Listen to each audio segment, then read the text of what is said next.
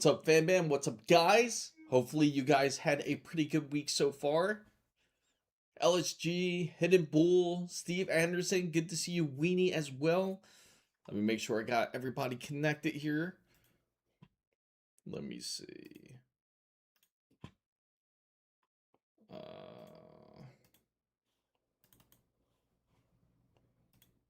Make sure I got you onto this Weenie. Where'd it go? All right, hang on, guys. Just trying to get something connected here. There you go. Let's see. Okay, perfect.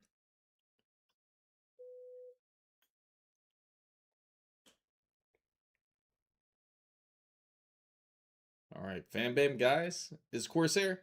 Nope, April Fools, guys. Unfortunately, not. April Fools. Happy April Fools, everybody. I meant to get that caption up and running for you guys. So, no, unfortunately, not.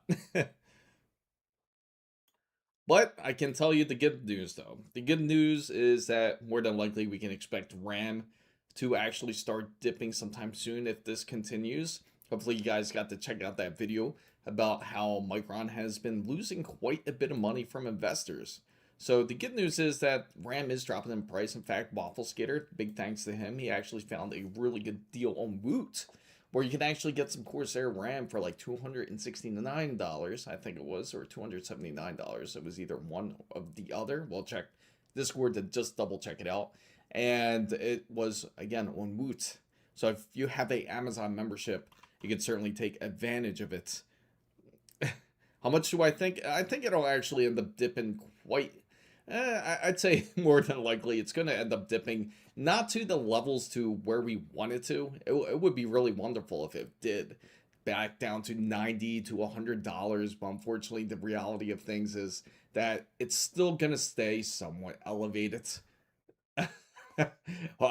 Happy April Fool's, Waffle Skater. Unfortunately, it is not 90% off. There is a flood and a sand. Oh, really? Oh, I feel bad for you, Egyptian. How are you making out?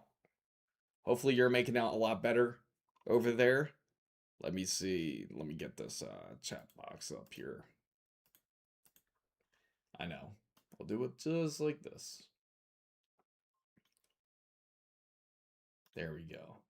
And there we go. Beautiful. Yeah, it's one of those April Fools that there's been a lot of great videos on it, I gotta say. Like, I'm sure you guys got to see quite a few. I've seen some pretty good ones. Like, I gotta say, I'm not a big fan of IGM, but I gotta say the execution on their April Fools was pretty decent. With their, like, AI controller that would actually come out and how it was just going pretty much crazy after all the commands that they would give it. Oh, man, at least there's no school. That's a good thing. Hopefully everybody has this Friday upcoming off, especially if you're lucky enough to get this week off, like any of the days off. But, oh, it's April 2nd. Oh, okay. I'm assuming you didn't. No, I did. I actually just brought it up, Waffle Skater. I wanted to share it, actually. So I'm going to bring that up on Discord here because I think you actually found a awesome deal. So I'm going to show this to you guys real quick, which is going to be the RAM that Waffle Skater has shared. It's actually, I'm happy he actually shared this because, especially in times like now where you're struggling to find some RAM, there is always some sort of hope. So don't worry. At least on Woot, it was like, I think it was $269, correct? What's up, Bob? I won't believe that RAM prices went down until 96 gigabytes of DDR5 drops below. Yeah, me too. The crazy thing is, like, when we went to Micro Center, we saw how much that kit was.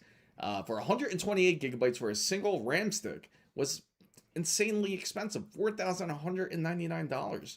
Yeah, 200 and I'm just about to pull it up too here. Let me see. Did you put it up on, let's see, PC hardware deals. There we go. So I'm going to share it with you guys for those who are actually interested in it. Feel free to join Discord because Waffle Skater has put the effort out there to actually post it up for everybody out there that is interested in getting it. It is right here. I'm going to switch over, which is, let's see. I'm going to switch over right here. So apologize for that, guys. Discord right here. And let me see. There we go. So the Discord deal is right there. You guys can see it down on the vertical end. And if you scroll down right here, Waffle Skater has shared the Corsair Vengeance 32 gigabytes of DDR5 that you can absolutely take advantage of. So you can, it's actually $300, which is nice.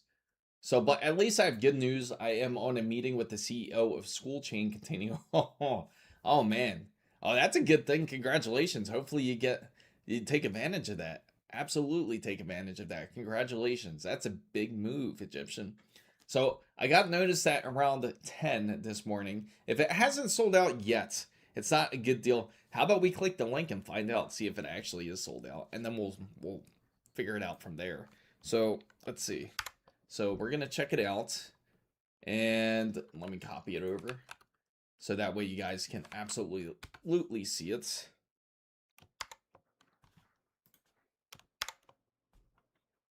Huh, okay. There we go. So it's looking like there is a deal going on, but it says add to cart. So it looks like there is a limit. So it is still going on until sold out. So it's only 6 hours left for this actual deal. So this is actually a pretty decent deal for anyone that does need it. I know, a limit too. Has anyone actually, I know, CL36, right? Everybody's like, ew, I don't want a CL36. I want to have way more than that. I want to have actual real CL30 at the minimum. And I get that. Absolutely get that too. Let me see. Let me bring this down real quick here.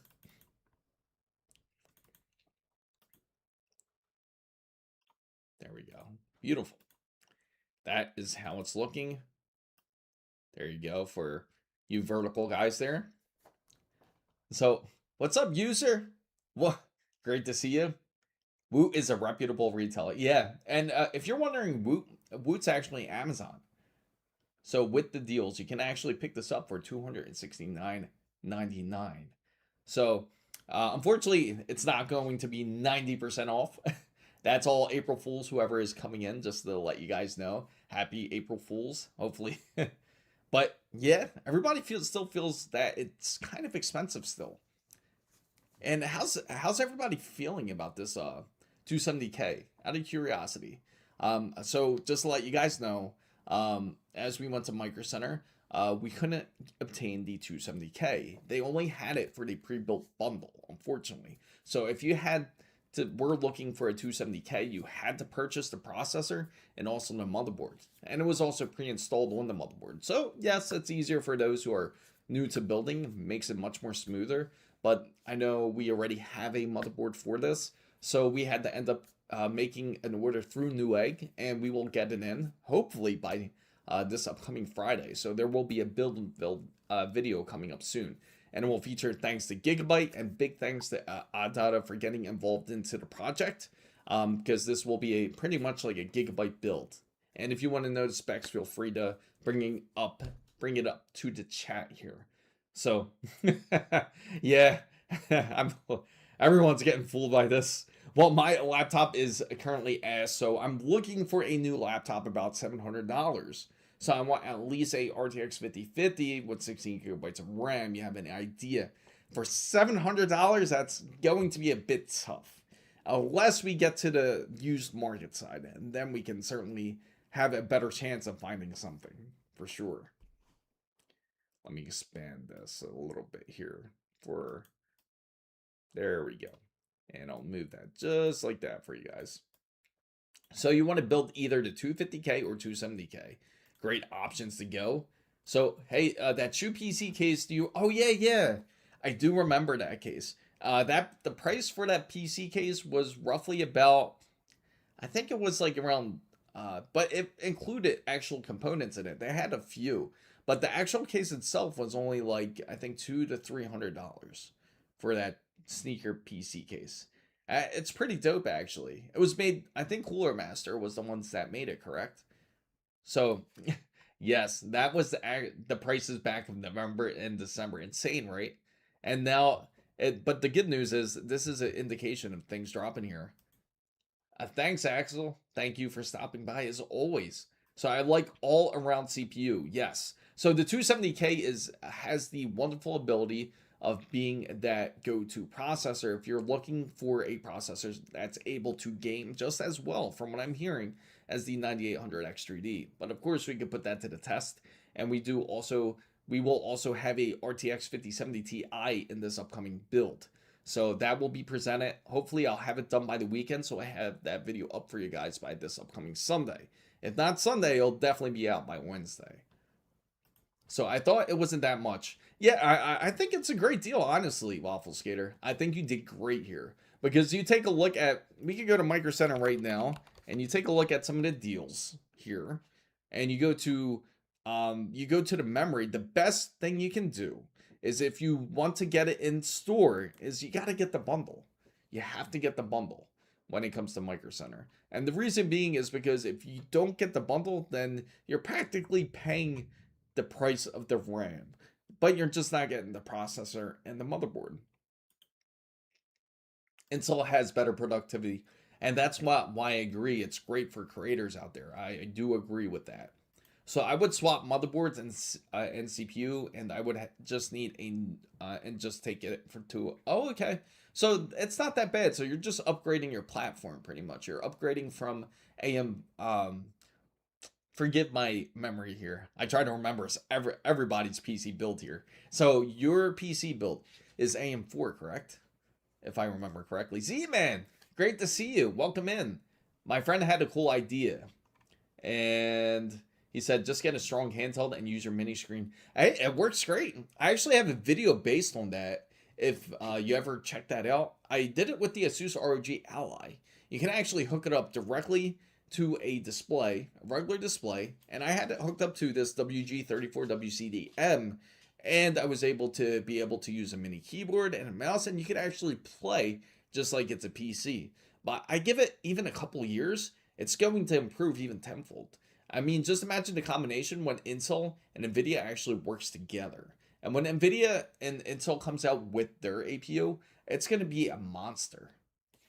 So which bundle would you go with pairing the 6800 XT, the 7600X, and the 7600 X3D, or the 77? Okay, so out of all these bundles, if you were to pair a 6800 XT, I would personally go, I wouldn't touch any of obviously the AM4, because AM4, it's going to be a bit out of date. It already is out of date, but hey, it's still surviving. It's still making a comeback. It's obviously here, even included in the bundles. But again, you spend an extra $100, and if you're getting that 6800 XT, and say you want to future proof it to the point where, just say you want to upgrade the GPU, the best thing you can get out of all these bundles would definitely be the 7600 X3D. And that's specifically if you're gaming. Now, if you're not gaming and you want to go for more of multitasking ability, and you want to look for creative usage as well, like say if you want to like do content creation type of work, you can do a 7700X build, and it still works wonderfully for PC gaming as well. So Bob Parkinson says, I got 8 gigabytes DDR4 RAM, a 240 millimeter Cooler Master AIO, and a Corsair Crystal 280X case. Yeah, I mean, you could, absolutely could. What's up, Sleepy? Just to upgrade, I have 2 AM4s, and that's what I remembered. And you have 1851, so you're already on that generation. I'm surprised. So that's why you were thinking of the 270, correct? So the APU, that whole NVIDIA and the Intel APU should be coming out. I believe it's going to be slated and pretty much announced when it comes to Computex. Because once we get to Computex, we're going to see a load of everything. And what gives me a good indication that everyone is prepping, all the brands are prepping, is because everyone is really busy. I just like usually when I contact a lot of the representatives, they're usually pretty quick at responding. but it's been like really slow, the emails. So that gives me indication that they are planning to drop a lot of things at Computex. And hopefully it's positive. I really do. So I want to ask if you're familiar with the Minisform BD895i SE as somewhat of a pre-built. To be honest, I'm not too familiar with the Minisform. I can look it up. What's up, Mr. Rainbow? Glad to see you. So the best bundle deals to certainly get if you're going with Micro Center, if you have one near you, is if you're looking for a simple build, as Waffle Skater had brought up, is the 7600 X3D. You can actually get it for a really good deal. Even the 7500 X3D is a really good deal. $350. You get RAM, you get a processor, and you got a motherboard. You don't want to overthink it. Now, the funny thing is, now if you really take a look, this is something new now. Micro Center has included that Corsair has their RGB 32 gigabyte kits now. So you can actually include them. So that gives a good indication of there could be a quite a shift coming up soon, as what we've seen with Micron. So it's a great value if you want to do a workstation workloads or high-end gaming on the cheap. Really. So yeah, let's look it up. You piqued my curiosity, so I'll take a look at it. The Minisform. Let's look it up here.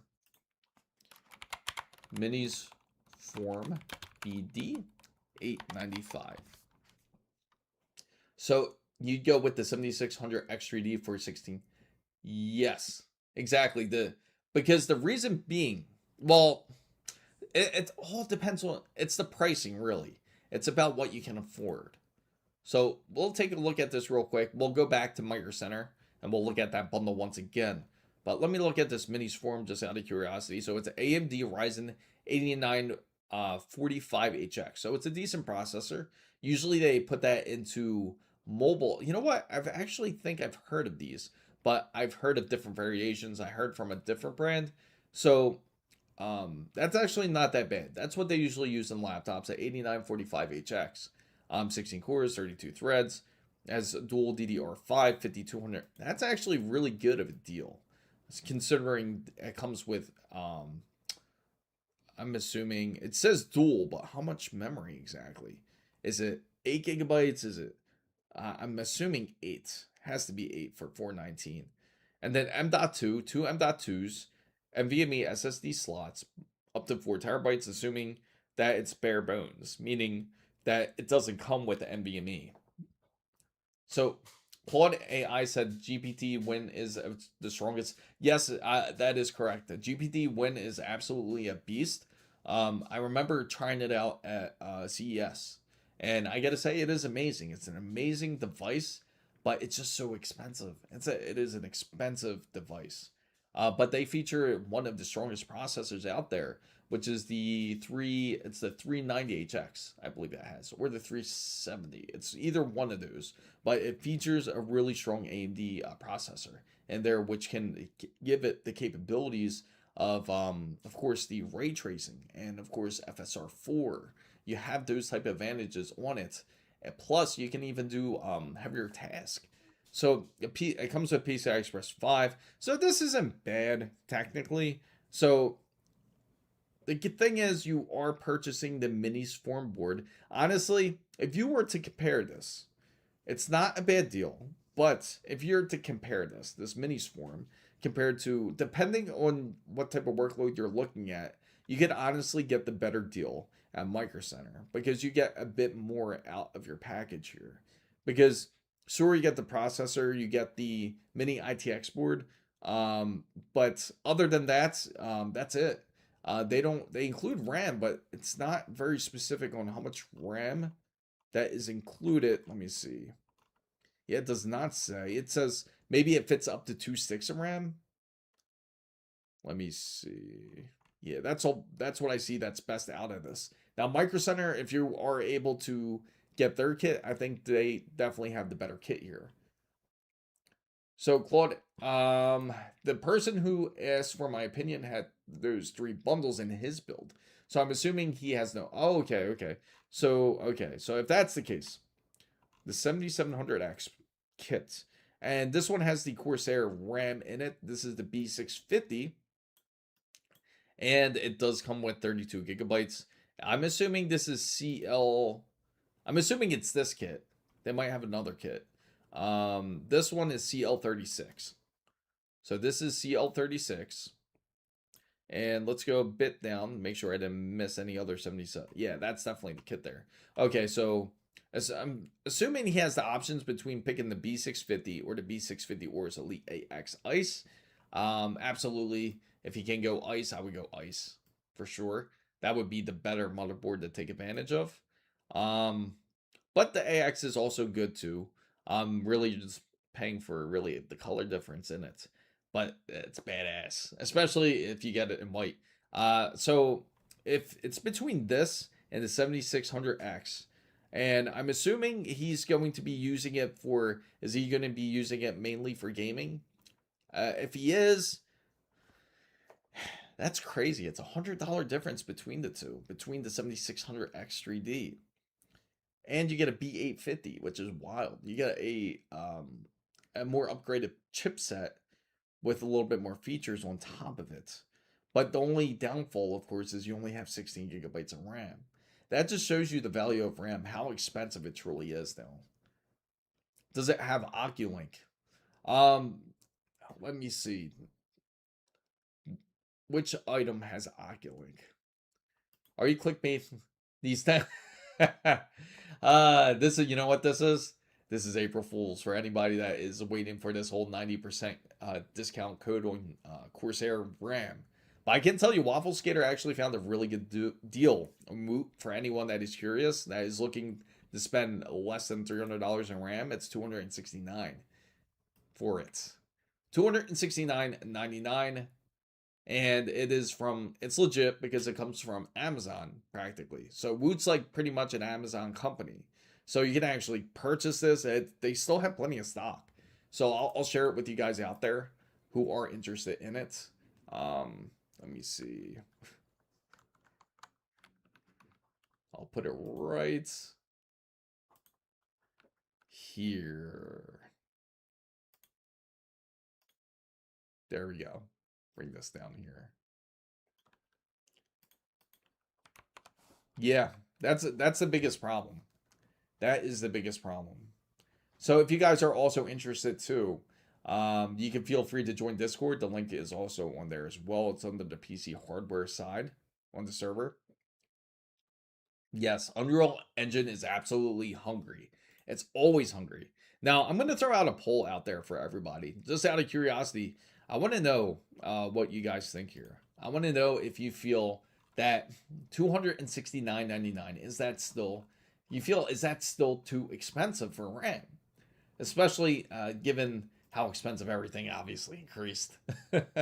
I know it's expensive, but is Corsair's Vengeance DDR5 32 gigabytes $269.99 deal good? So I'm going to throw that poll out. You can feel free to put 1 or 2. What do you guys feel about that deal? Do you feel it's a good deal for it? You love it, right? I know you love it. Ricky, I see you. We had quite a few people come in for it, thinking Corsair probably clicked themselves like, oh, did we accidentally leak out a promo code? Almost just like what happened before. So why do the X3D chips only increase 3D cache, not the 11 or 12 cache, which are faster? Well, it's, you see, when it comes to the X3D cache, it's mainly designed for gaming. That's the whole purpose of it. So it just depends on your usage of it. So, for example, the 9950X 3D2, when that releases, that's going to have dual V cache. Now, of course, it's going to be slower for multitaskability. That's why I don't usually recommend that processor unless you're planning to really, truly game on it. So that's really the main reason why. It's made for gaming. So considered a year ago, that kit would have been $110 roughly.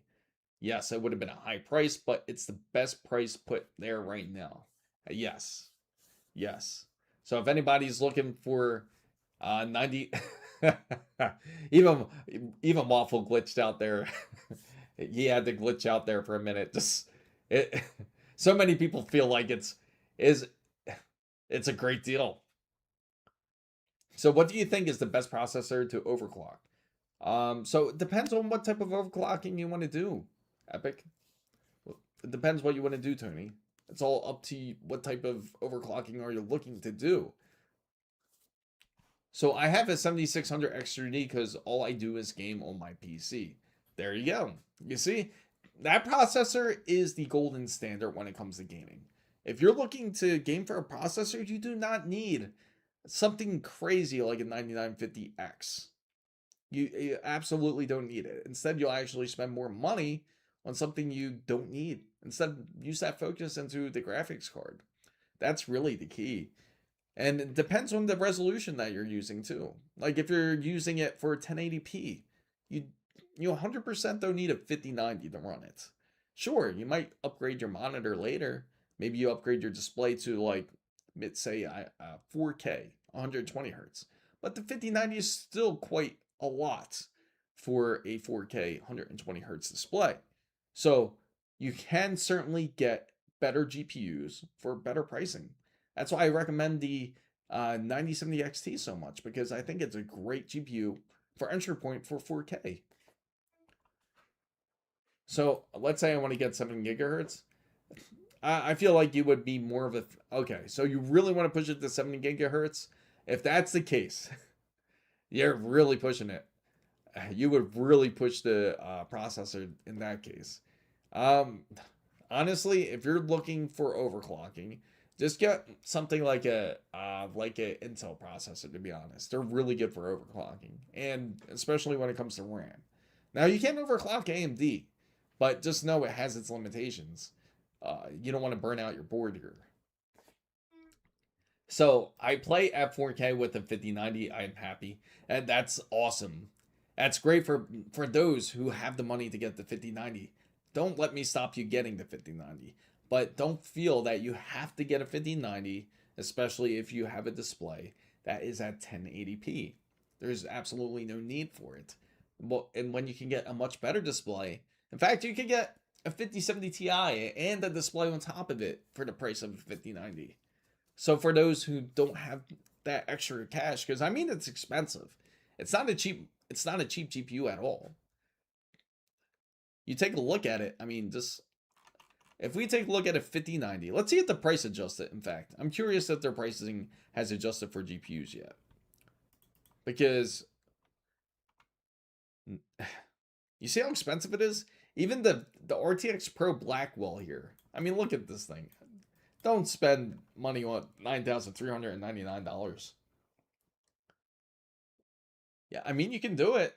You still can do it, Tony. If you want to, I would get the highest clockable processor, the one that can take the most watts. I absolutely did 9950X3D2 when that comes out, because that can go up to 200 watts. So you want it to be able to withstand more heat. You don't want to use something that is sensitive to heat. You can use it. It would be quite the challenge, but you can do it if you really want to try to push it to 7 gigahertz. But more than likely, you'll probably fry out that CPU more than anything. And you'll end up on a YouTube video. So, 5070 Ti can run on 4K on the LSS. Yes, that's the point. That's exactly the point. Oh, they've always sold it.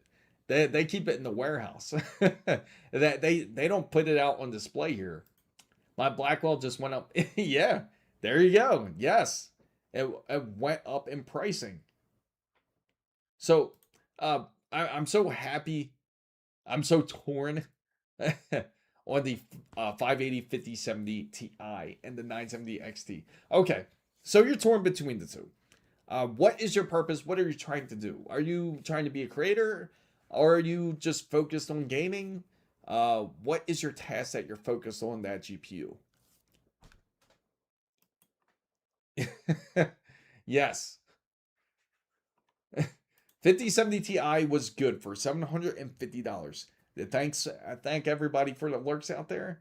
I do appreciate it. 5070 Ti is definitely worth 750. In fact, Ricky can tell you. He's beat it. He's beat the 5070 Ti quite a bit. I have a 9070 XT and it runs really good. Crimson Desert on max settings. Oh man. Yeah, you know, I have the game. I can't wait to get it. But unfortunately, I have to take it out the box. For everybody that was everybody here? Just out of curiosity, was everybody there during the Micro Center haul?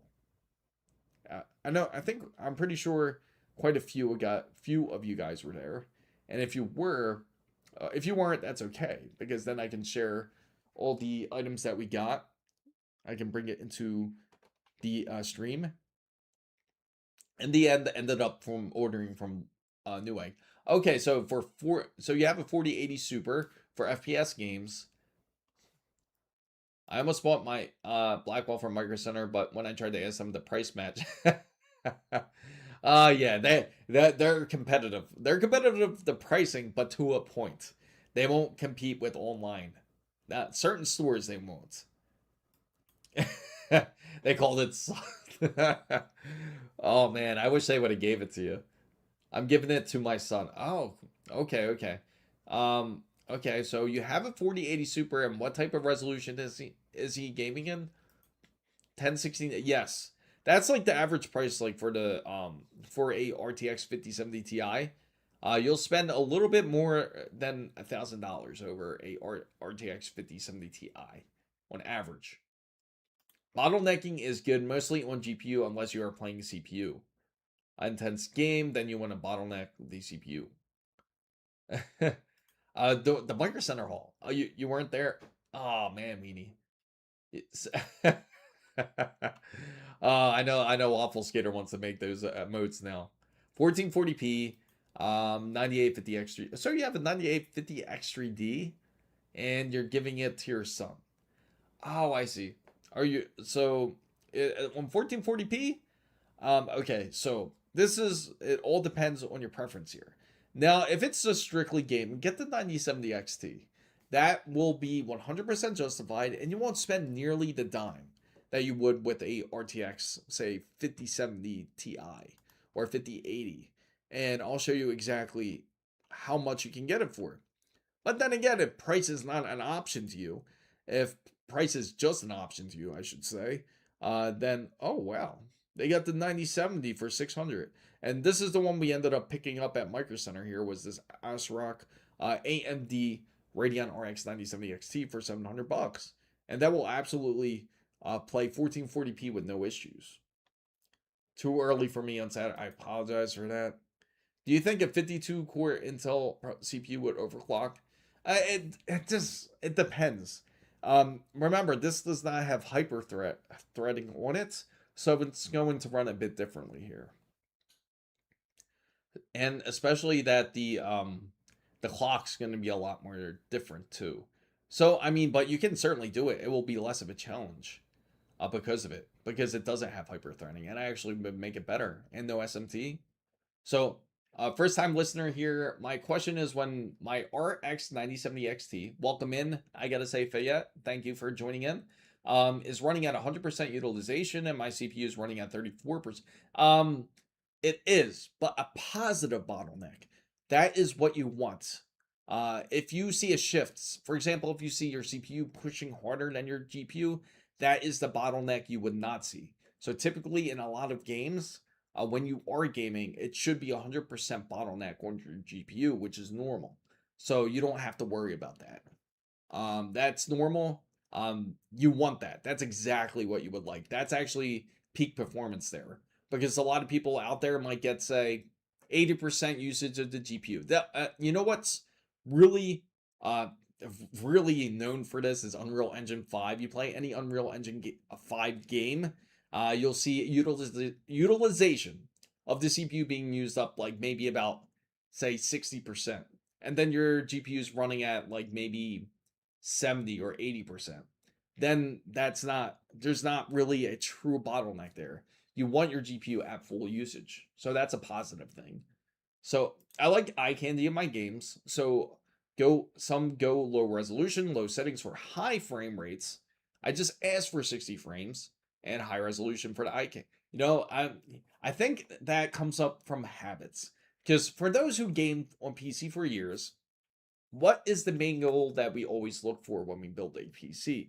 Especially for those who's built PCs for a long time. And you know what that always was? Was the fight to get the best quality possible. Not performance, you wanted the best quality in gaming.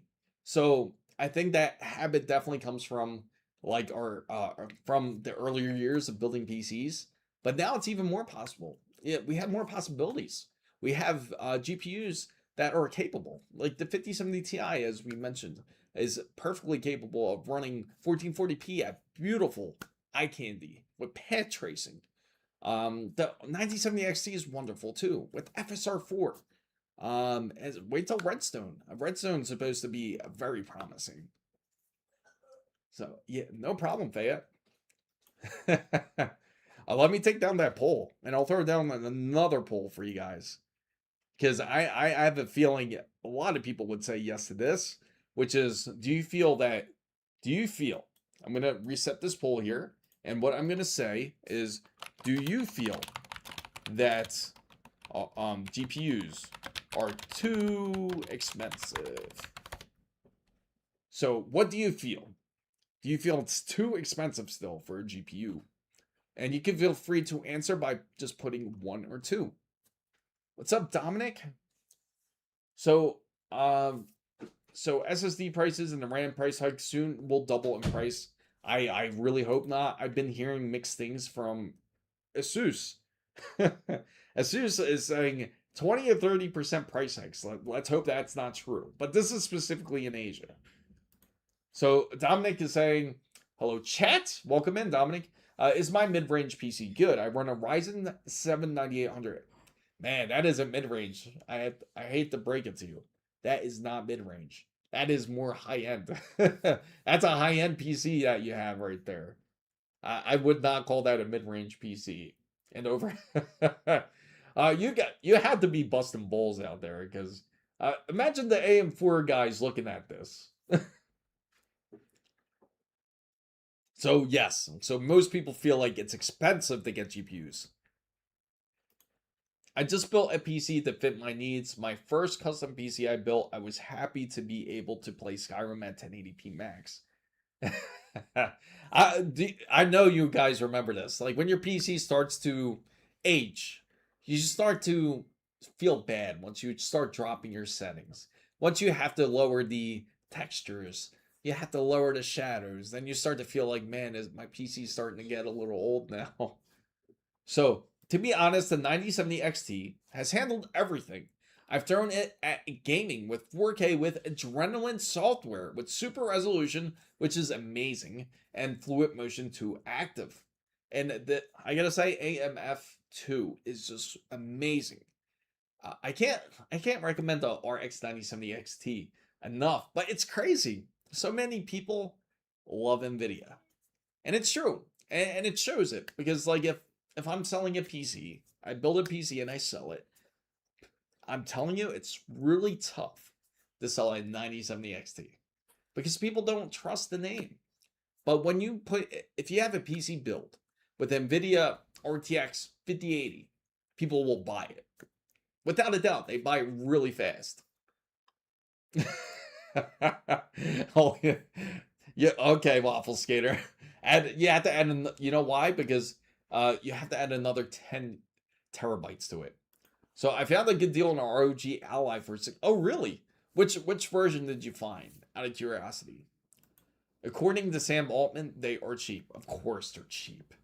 Of course they're cheap to him. But then again, he has issues paying his bills on time.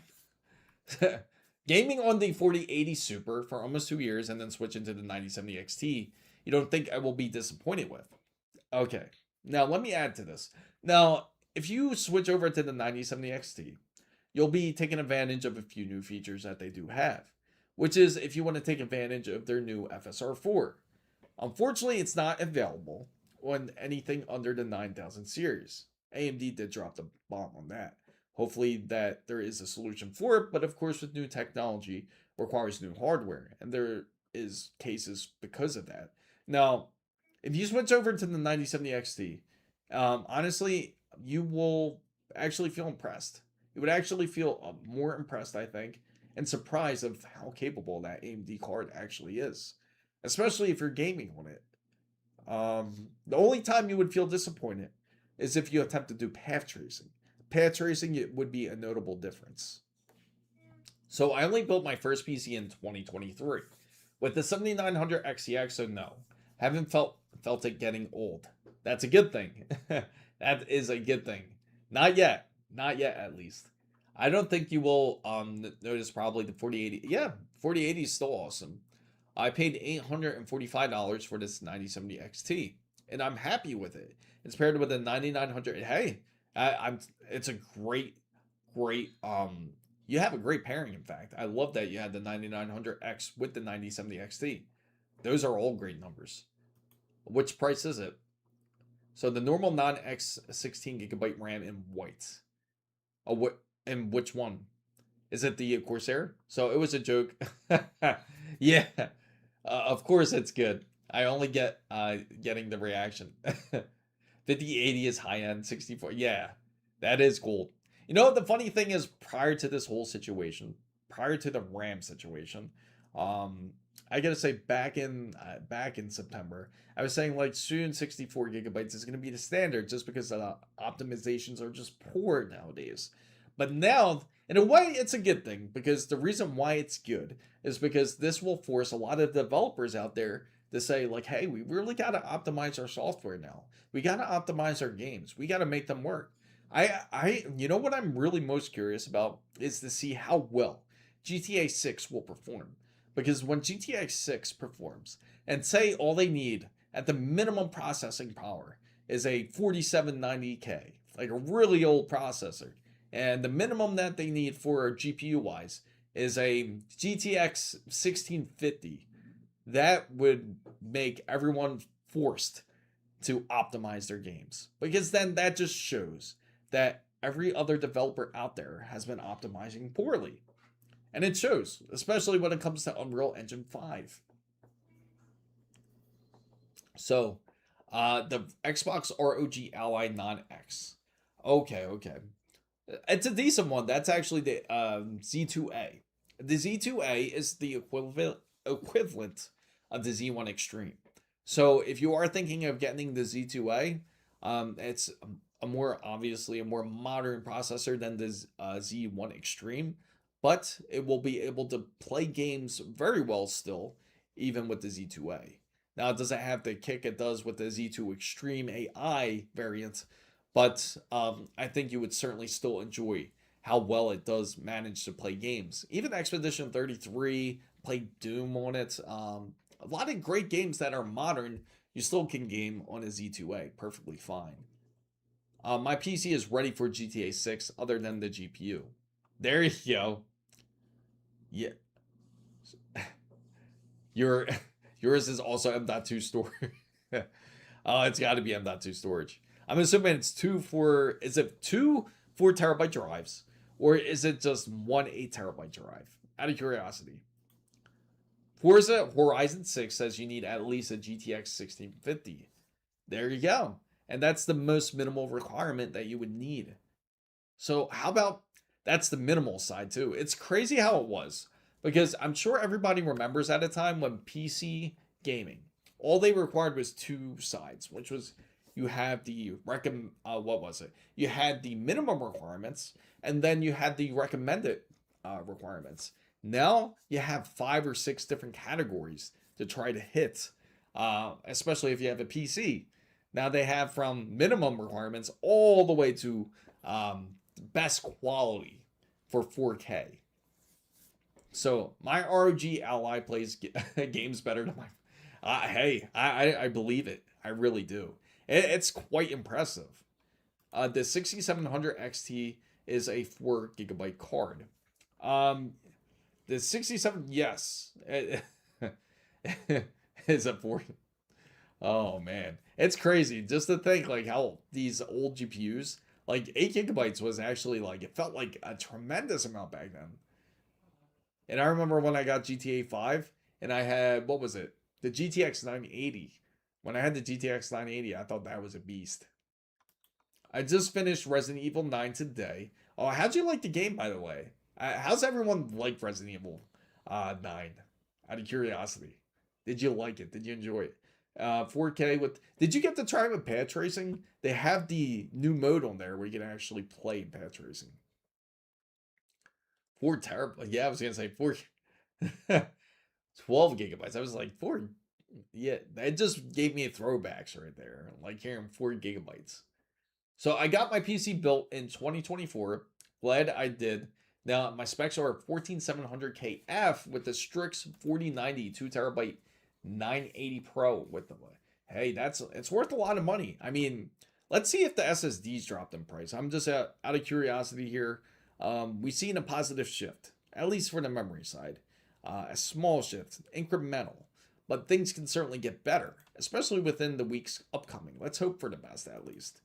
Especially if the biggest problem is with AI. Originally, they were purchasing so much memory because they were trying to infinitively scale. But when you honestly really think about it, it does really sound ridiculous. It's just, you can't, it's just not doable.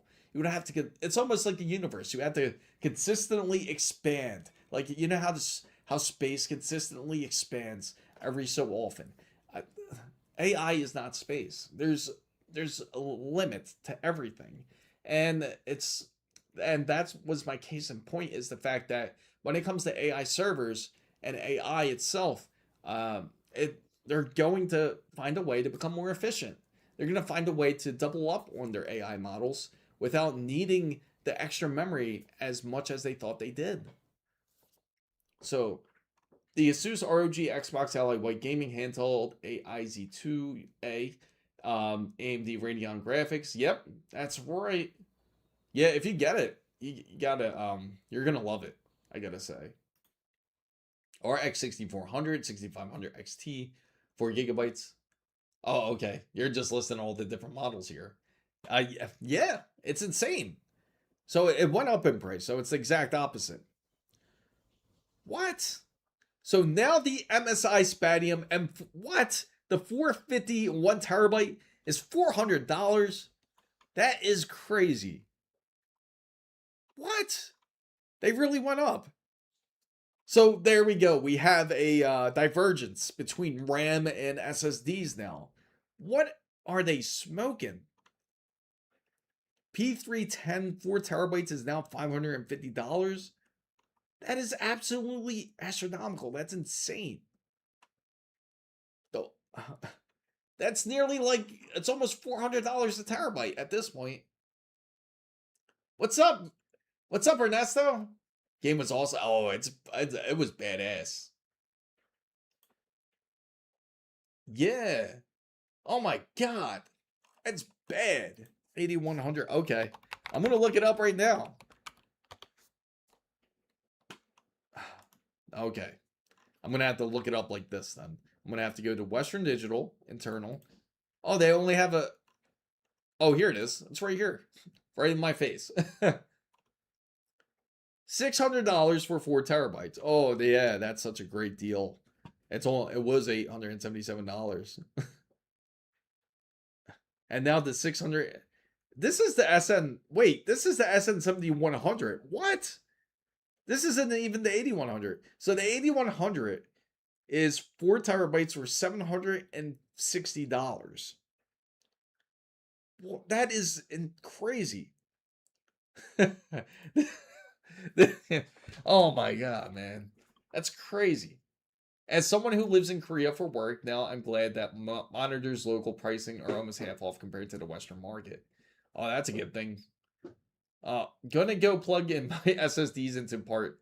Now, everyone, originally the best thing to do was put your RAM into like a jewelry box, right? Now, this is gonna end up taking the cake here. This is the best thing to keep stored into your jewelry box. This is insane. That makes no sense. Wait till it makes me really curious how much the 1 terabyte 990 Pro is, because that would not make any sense at all. So So, of course, we have a divergence. There's always some sort of divergence. Because at first, it comes with GPUs. GPUs were expensive, right? And then everything else was cheap. Okay, fine. Now, GPUs end up dropping in price, and then eventually RAM started to go up in price. After the RAM goes up in price, GPUs also raise up a little bit, and then the SSDs were always raising, but not crazy. They were like maybe $5 or $10 raises, but this is insane. This is the same exact wafers that they use on RAM. So what the hell are they thinking when it comes to this? This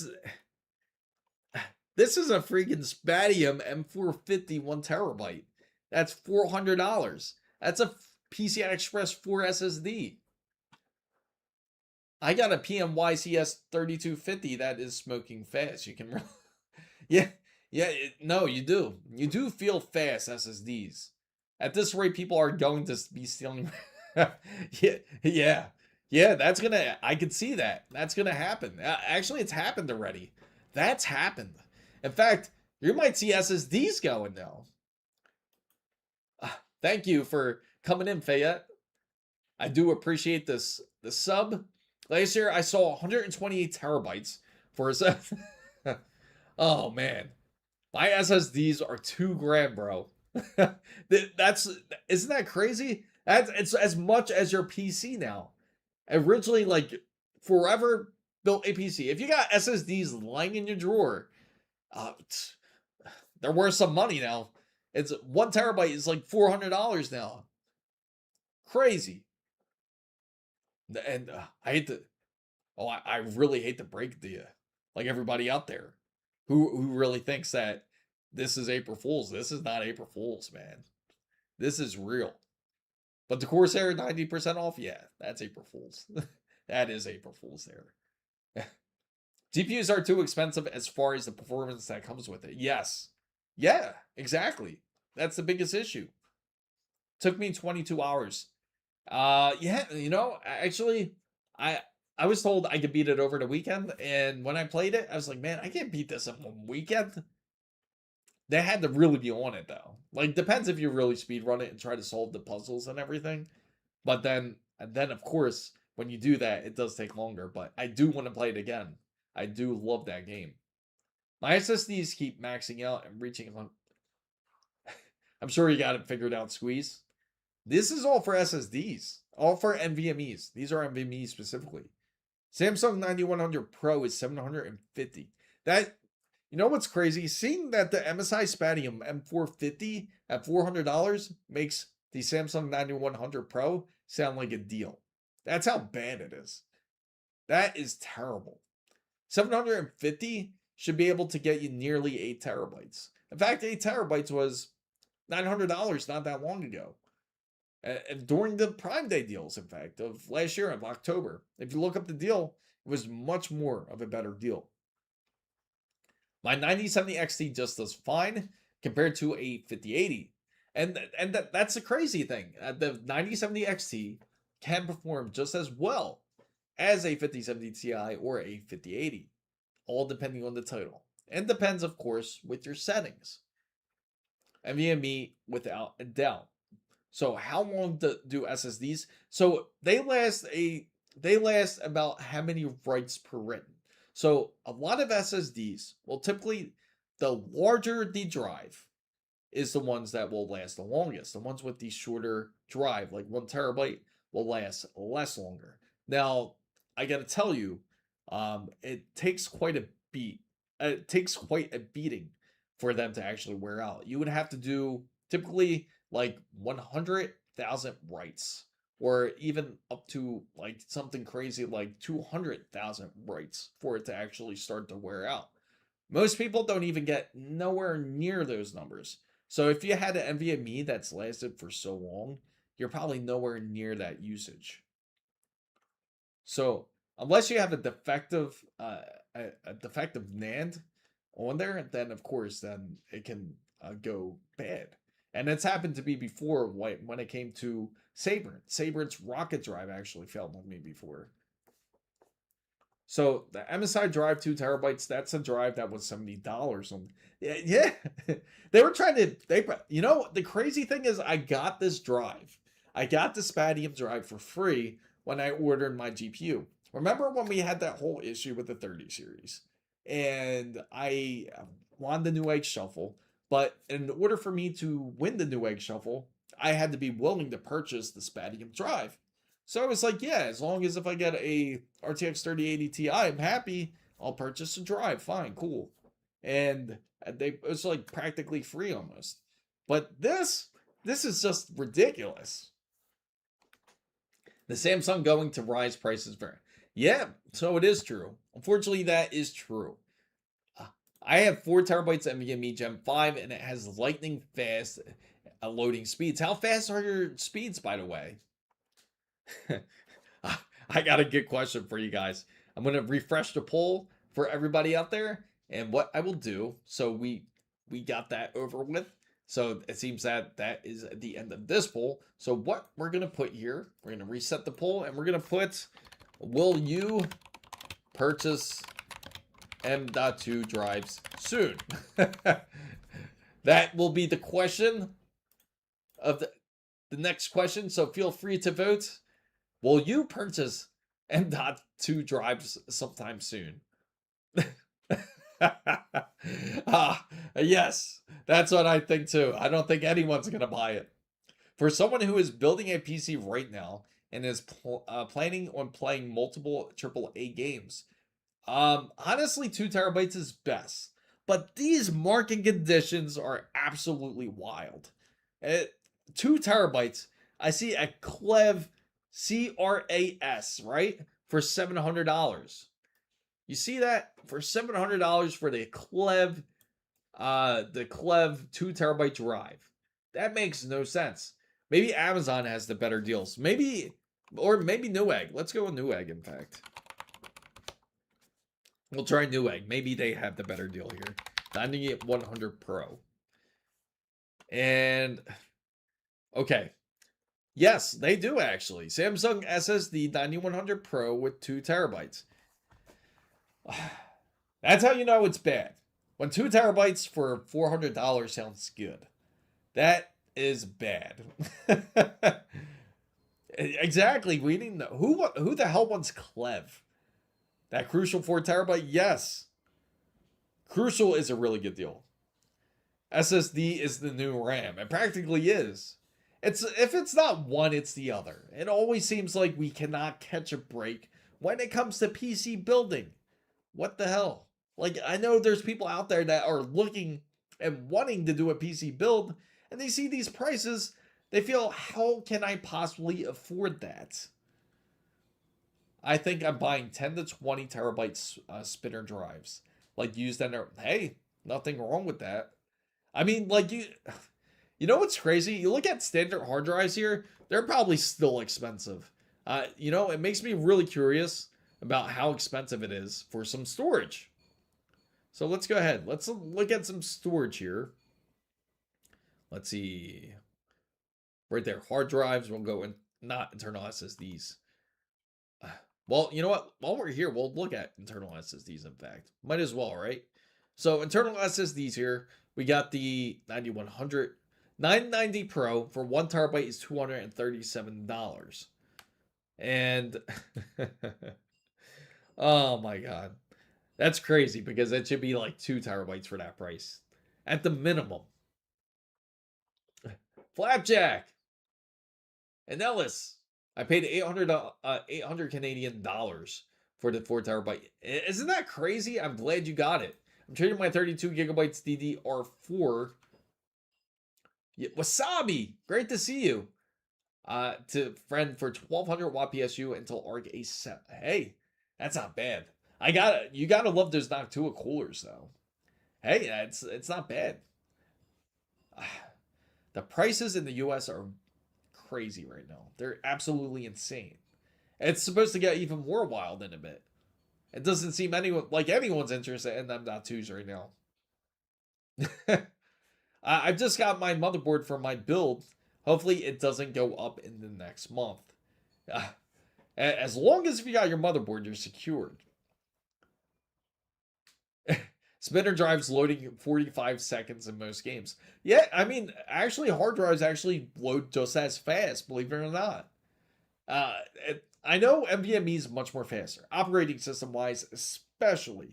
But when it comes to games, it's not going to be that notable difference because direct storage is not a thing. Not just quite yet.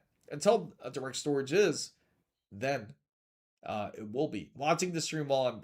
Oh man, welcome to night shift life. I commend you for that.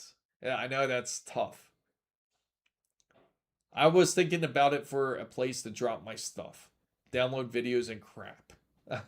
Hey, that's the perfect use for it. If you're going to use it for storage, that's it. Nella says, prices in the US are crazy because this is... Hey, yeah, practically they're all here. I'd be scared to see what the prices outside of the US is like. Oh, man. Since Wasabi's here, I'm pretty sure you probably have seen some of the prices as it is now. It's crazy. Yeah, oh, speaking of which, I wanted to share the hard drive prices because even the hard drive prices are insane. Because it's not just the SSDs that's been affected. It's also the hard drives. So we're going to go to desktop internal hard drives. It's $300 for 10 terabytes. Now, it's going to sound like a deal compared to an SSD, but realistically, it shouldn't be close to that price. Same thing with the 4 terabytes. Here's a 4 terabyte drive, $375. They're pretty much buying this outright. A 20 terabyte is $480.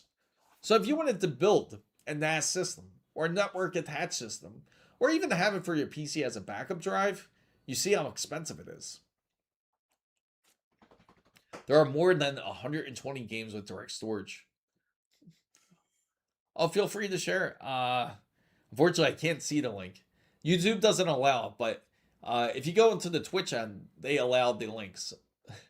So if anyone wants to share links and everything, you can go on Twitch or feel free to join in on Discord, and I can see the link that way. Yeah, and that's the thing. I really want to do a network attached system. I do want to do something like that, and we could do it on the channel. Well, oh yeah, games will run on hard drives. Yeah, all games will. No, it'll definitely have no issue. I bought my NVMe with this app called Purchasing Power. It takes a little bit. I check every week. Oh, really? That's how I was able to not break them. Oh, that's cool. So I bought 8 terabytes of Seagate Iron Wolf drives for $180. That, yeah, there you go. It's just disgusting. I'm appalled about the pricing because this is just depressing. This is really depressing. Like when you think things are getting better, something else has to slap you in the face for it. Cloud gaming. That, you know what? It almost seems that direction. Almost like where they forced Copilot on our LG TVs. Who was a fan of that? Having Copilot forced installed on their LG TV, especially if you have a OLED.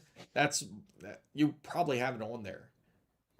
You can Google direct storage games. Okay. Yeah, I definitely will. I am not past buying used stuff. If it tests good, yeah, that's what I mean. It's crazy how much better deals you can get out of like a place like Marketplace, like Facebook Marketplace or Craigslist. Even though it's creepy Craigslist, right? I bet we can find something. I'm just gonna look. Good old Craigslist. And it still looks exactly the same as it's done for the past years it's been out. And let's go ahead and put let's look up at 8 terabyte NVMe. Oh wow. You got all these ads about people buying, so that's what it's become. Here goes one, but this is back in March. Perfect open. This guy's funny. This guy's absolutely hilarious. He says $1,159.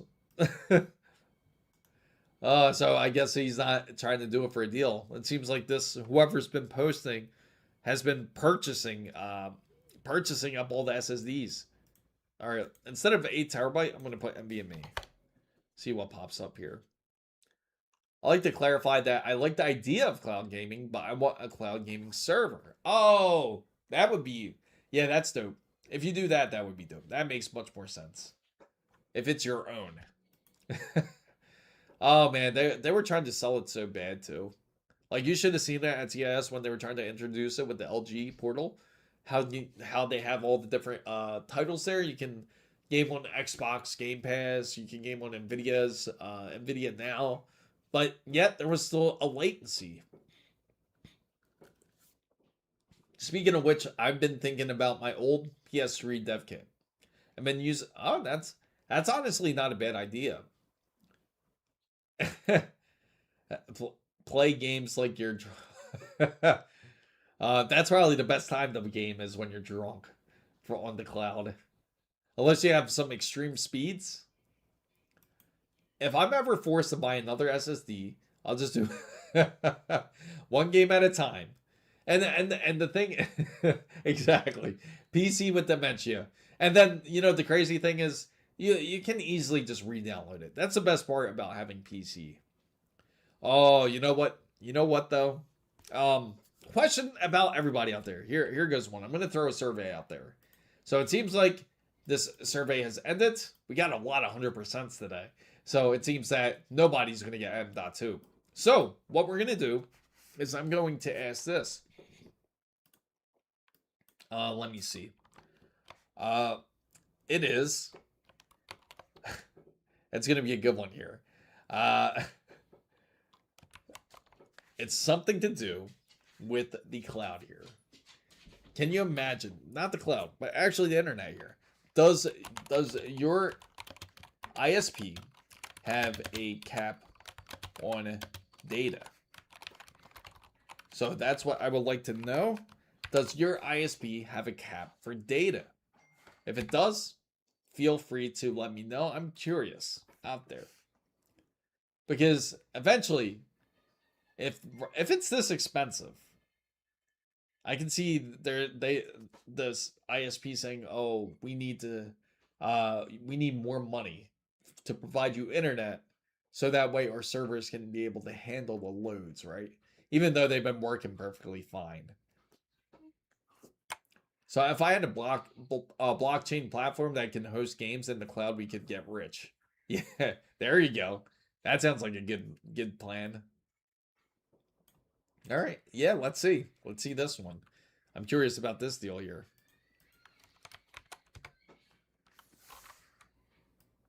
There we go. Ah, okay, okay. That wouldn't be bad.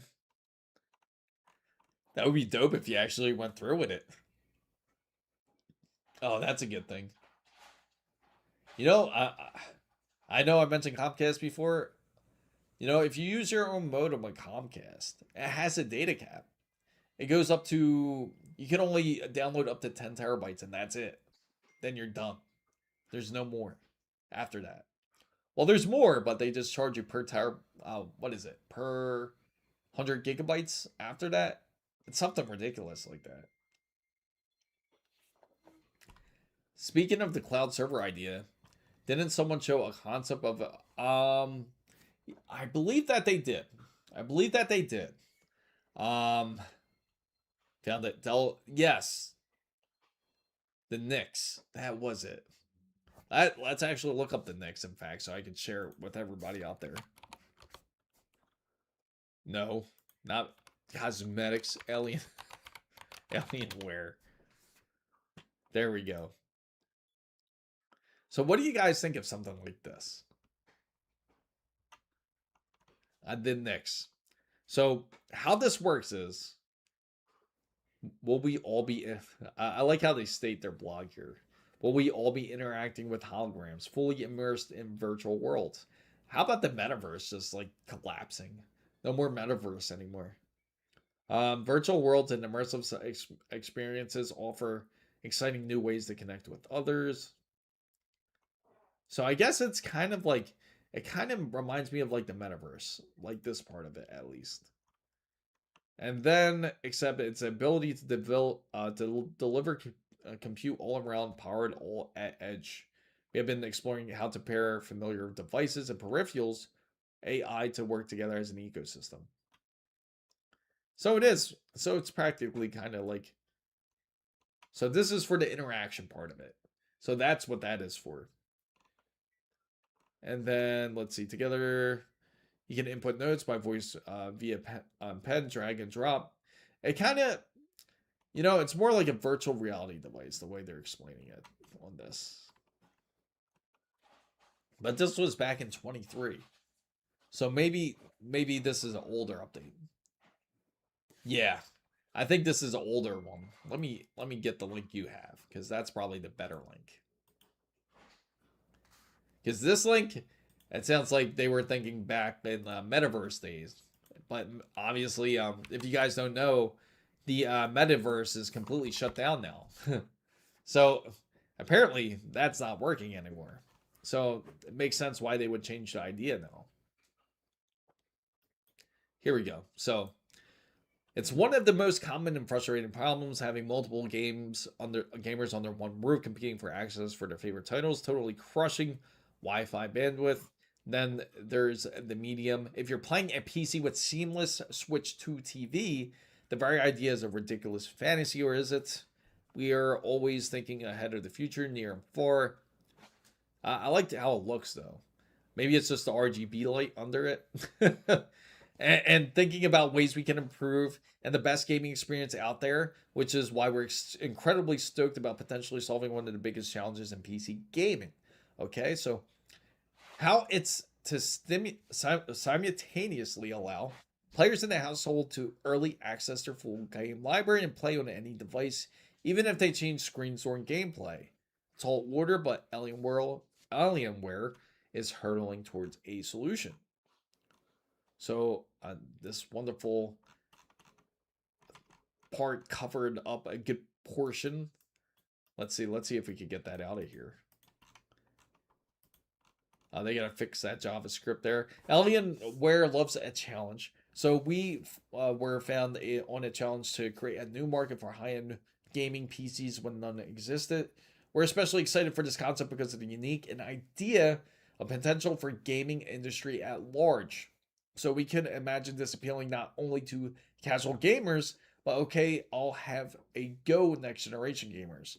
So the whole family given a sci-fi bona fides. We're thrilled to boldly go where no brand has gone before. So concept next, we aim to use each step forward to future products and enhance the user experience. We'd hope that you're jazzed as we're embarked this journey, and we look forward to keep you into the loop. So it sounds like the experimental device that they're currently working on. So it sounds that you can again play multiple games on a single. That's pretty dope, though. I do like the concept, though. That is a good idea, I feel. For anyone that is looking to game and you have multiple people in the house, this would be great. I like the options of it. I think this would be a nice advantage. And it would certainly make PC gaming even more attractive than it is. So let's go back to the whole Micro Center side of things here. Because concept next, I do like it. Just have to get is the RTX 5070 good for 14? 12 gigabytes is too small, I feel. Like when it comes to the RTX, and it depends on your refresh rate. What is your refresh rate you're gaming at? And it all depends on the developers on how they optimize. RTX 5070 is decent, but it's good if you're using your frame generation and you're using NVIDIA Reflex. It'll hold. It'll hold, I would say. There is a way to do it, but with software available today by Alienware, yes, I agree. I like that concept that Alienware has. I think it's a great idea, to be honest. 12 gigabytes of RAM is too small for, yes. That's why I feel 16 is best. If you could go 5070 Ti, that would be better. But if you don't have the money to get a 5070 Ti, again, the RX 9070 XT would fulfill your needs. So you can definitely look at that option. Alienware. Yeah, pretty soon everything will switch over to Alienware. You know, the craziest thing is they have great displays too. They have awesome displays for anybody that is looking like for a 1440 OLED. In fact, let me see. If you're looking for a good display, they do have actually a decent one here, and it's ultra wide, which is not the 32. I like the 34. And this is the QD OLED. This is actually a decent display. If anyone wants to switch over to OLED, man, I gotta say it is like night and day. If you look at a LCD display and you look at your OLED display, it is so different. I am on my 14700K with 32 gigabytes of DDR5 CL30 6000 mega transfers and 9070 XT. Yeah, I agree. Oh, that's pretty dope though. And you know what's crazy? CL30 seems to be such a rare number anymore nowadays. And if you do hit CL30, then you are then you're lucky to have it because it's now everything's like CL36. You don't even see CL34. I can't. You know, the good thing is OLED's going to be much more affordable. Once more RGB stripe panels come out, which is another great thing. I think RGB stripe's going to be great for a lot of those gamers out there who enjoy like the older titles that originally played on CRT TVs or not CRT TVs, CRT monitors, I should say, or CRT displays, and that'll actually drive the pricing of OLED a little bit down because of it. On Facebook Marketplace, not someone trying to sell their that's funny. $100 for their. That sounds about right, though. The MSI is a good deal. Which one? Which MSI one? I'm a capacity person. I got 96 gigabytes, but I could upgrade to. Hey, there's nothing wrong with that. Sometimes it's like that. V Color has CL26. No way. And that's on Newegg then. Newegg has V Color. Let's see. You said for 32 gig CL26. Let's try it. That's the whole Manta set. It's almost the same price, but it's still expensive. Because now Corsair is starting to drop a little bit in pricing, it seems. Like CL30, okay, CL36, 400, no, still expensive. The V color, I'm trading that to my friend. I get that. 144 hertz monitors, but 60 frames per second is fine for me in single player titles. I'm currently on the RX 6750 XT, but pissed off with AMD for terrible upscaling. I think a lot of people are, and that's the problem. A lot of people, and I hate to say this, but they really messed that up. FSR 4. Originally, when they first discussed it, said that they would bring it to their older generation. But because of the capabilities, they realized that they couldn't. Hopefully, they develop a better system. Of course, that there's mods that allow it, where you can get FSR 4 on anything under a 9000 series. But the problem is those mods make it look terrible. It makes FSR 4 actually look worse than FSR 3. So I bought it when it was 32 gigabytes of CL30, 6000 meg transfers before RAM went up. So I put my LG GX9 on my sim rig yesterday. I'm speechless. It's gorgeous. Just been using PS5 on it, and oh man, you're gonna love it. The V color, I'm trading that to a friend of mine. I use the QD OLED TV, 90-inch, 55-inch, 144 hertz, has the full PC support, and great HDR and G-Sync. So AMD the OLED, just amazing.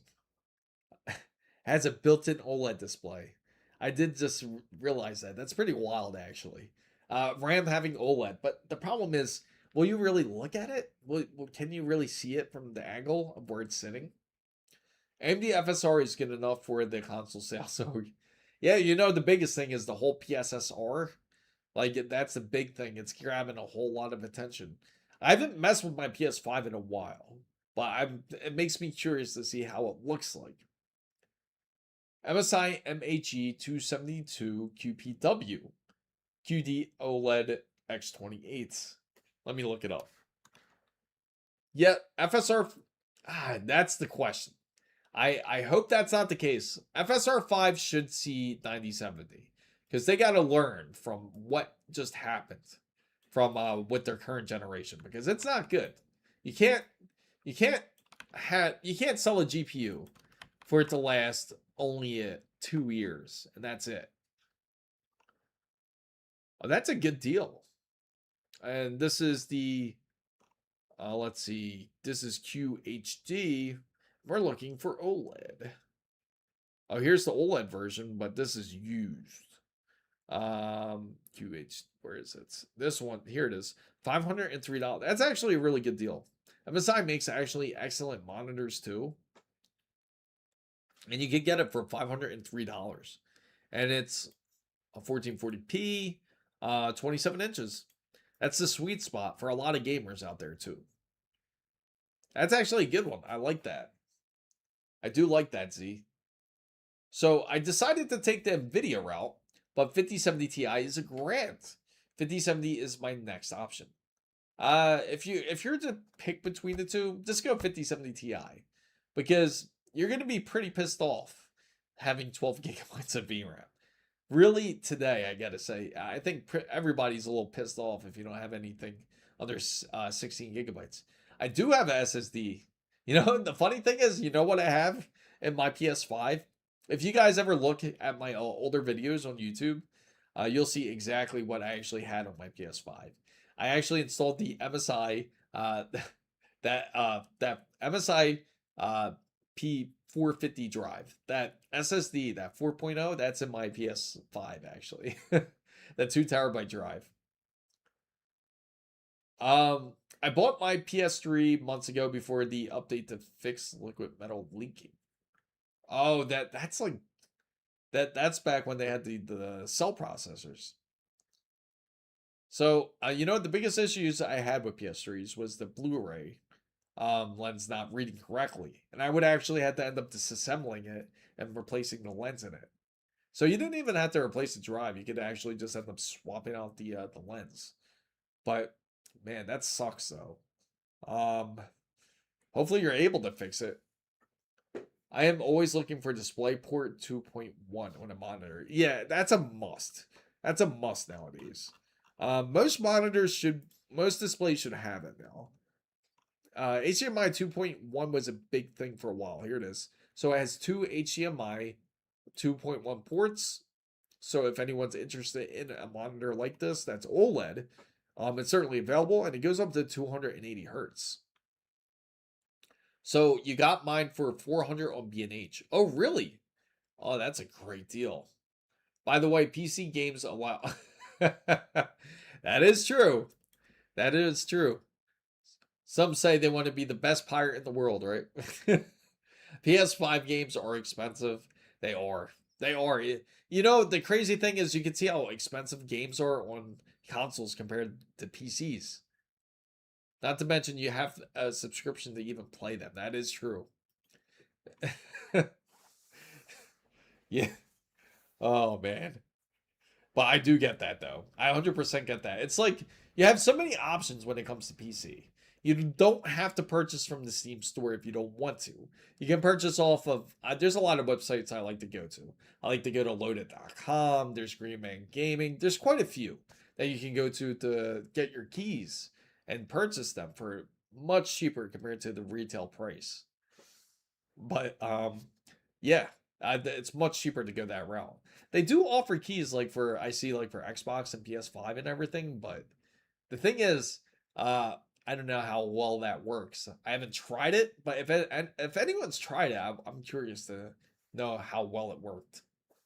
Some executive from AMD already confirmed that FSR 5 is that would make sense. I could see that because usually before they start a new generation, when it comes to consoles, it's almost like PC just like kind of follows back and back. Like it was similar to the 6700 XT or the 6800 XT when that released, and when consoles ended up dropping, and they were comparing the power between the 6800 XT compared to the console counterparts. So obviously, the GPU is always a bit more powerful, and we have, of course, the options to have additional power. But yeah, it's allegedly and originally that these consoles were supposed to be released within this year, like in 2026. But of course, with everything that's going on, that's going to be near impossible for them. So I buy only online games, and if the game is good, I buy from CD Keys. Yeah, CD Keys is now loaded. Loaded.com, right? That's where I go to. It's one of my favorite sites. PS6 release date is 2028. Man, they just are dragging it. Like these consoles, it's going to have like a long life, a long, unnecessary, painful life. Because now I gotta ask. Here's a good poll for everybody. I'm going to ask out there out of curiosity because I'm curious. So we end this poll. No ISPs out there have caps except my ISP. Of course, it go figures. So here's the next poll here, is that, are you impressed with this generation of console games? So that is the question. Are you impressed with this generation of console games? Was there anything that you felt that made you feel like, yes, I'm glad I have a PS5? Or like, yes, I have an Xbox. So I had 16 gigabytes of VRAM. Oh, Indiana Jones. Of course. It's thanks to Bethesda. They will support your top buyer and Sony Plus, or yeah, absolutely. And that's the problem, man. They just consistently go up in price. NVIDIA's no slouch too. They've been in bed with it. Yeah, they have. Just like the Nintendo Switch 2, I gotta say, I'm still very disappointed in that console. And I don't know if you guys heard, they actually slowed down the hardware sales of Nintendo Switch 2. If I were to get a Switch 2, it must have OLED, without a doubt. But it's disappointing from Nintendo because usually they come out with some really innovative things. You look at the Wii, you look at, let's go back, like Super Nintendo, 64, they all have something special about that console. GameCube, Wii U. Then of course, you had the Switch, but with Switch 2, it was pretty much like the same crap all over again. So, I'm a PC. Hey, I don't blame you. I do not blame you. Gran Turismo 7 is the only console game I play. So it's got so with the console prices now, here's a good question. If you did not have a PS5, for anyone that did not have a PS5 and they wanted to play Gran Turismo 7, and all they had left was PS5 Pros in stock. And as you know, the PS5 Pro is no longer $700. Now, if you were to get a PS5 Pro, it's now about $950. Would you make that purchase to play Gran Turismo 7? That is my question. So you can feel free to also vote in the poll by simply going 1 and 2. So would you purchase it if that is the case? Did you? You really did. That's insane. So you're saying you're disappointed with Switch 2. I'll sorry. I gotta say, with Switch, that's a good question. I do have the ROG Xbox Ally X. I would be playing on that if I play Skyrim. Whoever made Game Boy, I remember everyone walking in. Yeah, that was a legend. Who remembers this? Who remembers the light, the backlight that they used? Not really a backlight, but the little lamp. I'll look it up. In fact, Game Boy attachment lamp. Let's see if we can find it. Who had one of these? Who had one of these worm lights? That's what it was. Then you have this with a Game Boy. If you're buying a PS5, It's your money. Oh, that's funny. Most people would not say no, but who would buy it? Yeah, exactly. With the pricing now, Steam Deck stole the spotlight. Yeah, I agree. They did. They certainly did. I know so I know many of you had this like back in the Game Boy days because backlights didn't really exist like on handhelds at the time. So you would have something like this to brighten up the screen, especially if you're playing at night. So I feel like if anyone who wanted to play a PS5 had bought one at one time, the price increase is just to get. You know, I'm glad you brought that up, Waffle Skater, because I do have to say this. How many people are really guilty of, okay, say you bought it for Gran Turismo 7. After you finish the game, you finish, I mean, if you ask Japan, yeah, that is true. Oh, I love PSP. PSP was awesome. That was one of my favorite handhelds. And PS Vita was underrated. That was just, I want to go back to the PS Vita just to show you why it was ahead of its time. It had OLED display, and a touchback similar to a mouse. I mean, like you don't even see that in consoles now, in the handhelds nowadays. Even the PC handhelds don't have that. Besides Steam Deck, they have the little mouse pads, but man, the Vita was actually one of those underrated ones. But getting back to that whole point about having Gran Turismo 7, and you had say another console exclusive, how many of you were guilty of saying, you know what, I don't play this anymore. I don't play PS5 or I don't play Xbox. I'm just gonna sell it like after like 1 or 2 months. I know there's a few people out there that just practically bought it just for the game, and that was it. So I spent around $3,000 on a racing rig wheel and pedals, triple display mounts. Wow, that's insane. So $500 for a PS5. Well, the thing is, it's not $500 anymore. For the base PS5, it's $750. So that's the insane part. So now it's $750 for a console for the base model, and then if you get if you go PS5 Pro, it's $950. So PS Vita flopped because Sony tried too hard to stop. Yeah, yeah, figures. You know, if Sony does come out with another handheld, they got to do it right. They have to do it right. And what is the logic for paying for online? Yeah, that makes no sense to me. They're saying you get your exclusive servers, but how many times has those exclusive servers actually went down? It actually goes down more times than actually is up running. So I love playing Pokemon Fire Red, Super Mario World, Super Smash Brothers, and Hatsune Miku Project Diva on PS. I love, I love how you got Pokemon Fire Red on the list in Super Mario World.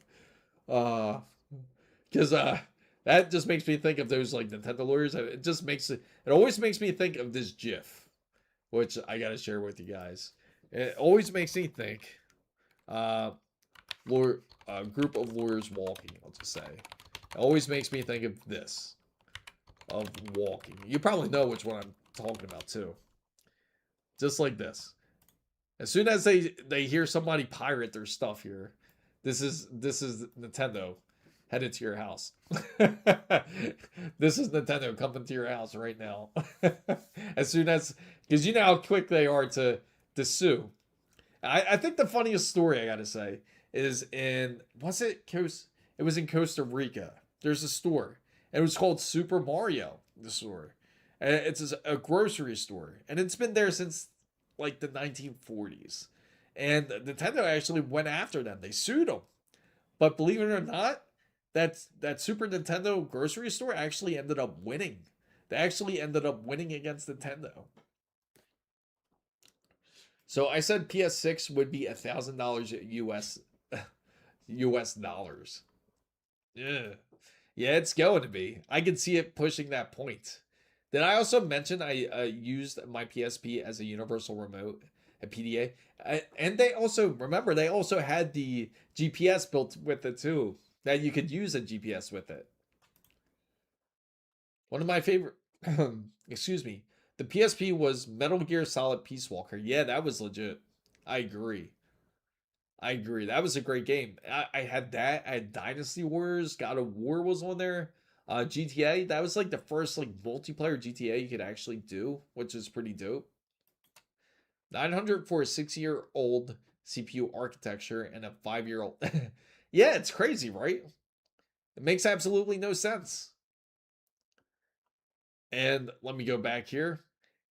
For those wonderful people that are coming in curious about the pricing, thanks to Waffle Skater for sharing this, which is a deal for $270 for RAM.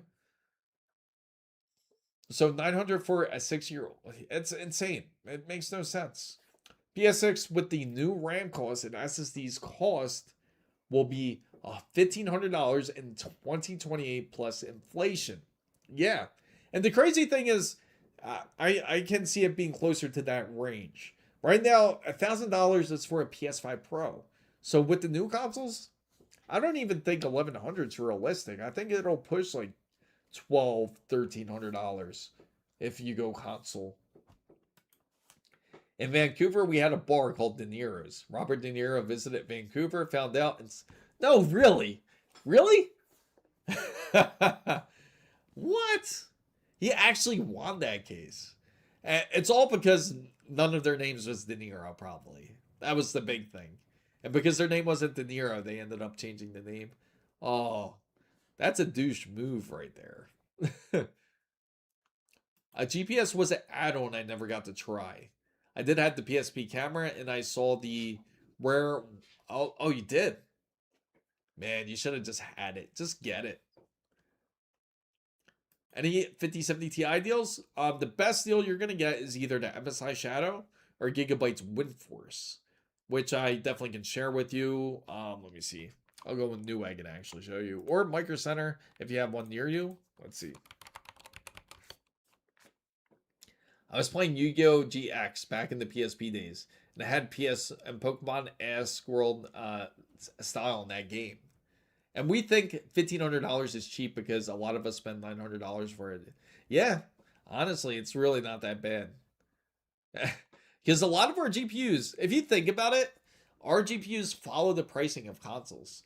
Like you think about PS4 or even PS3. You think about the price back then, that was like the price for like a high-end GPU at the time. So it's almost consistent with that. You ever realize that? So if you think like for example 5080 is about 15 or 1600, maybe that is going to be the price mark for the PS6. Maybe it'll be like 15 1600. Same thing with the Xbox. I can see that happen. So let me see. So for example, MSI Shadow RTX 5070 Ti.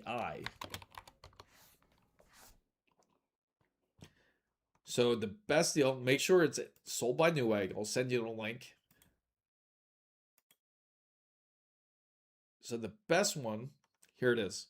They had the MSI Ventus, which isn't bad, $1,000 for it.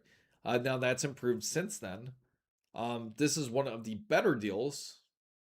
And of course, they got the two different colors. They got the black and they also got the whites. So this is actually not bad. Let's hope it's not 5090 territory. If it is, that would be insane. Yeah, imagine the shitstorm that would come out like if consoles were that expensive.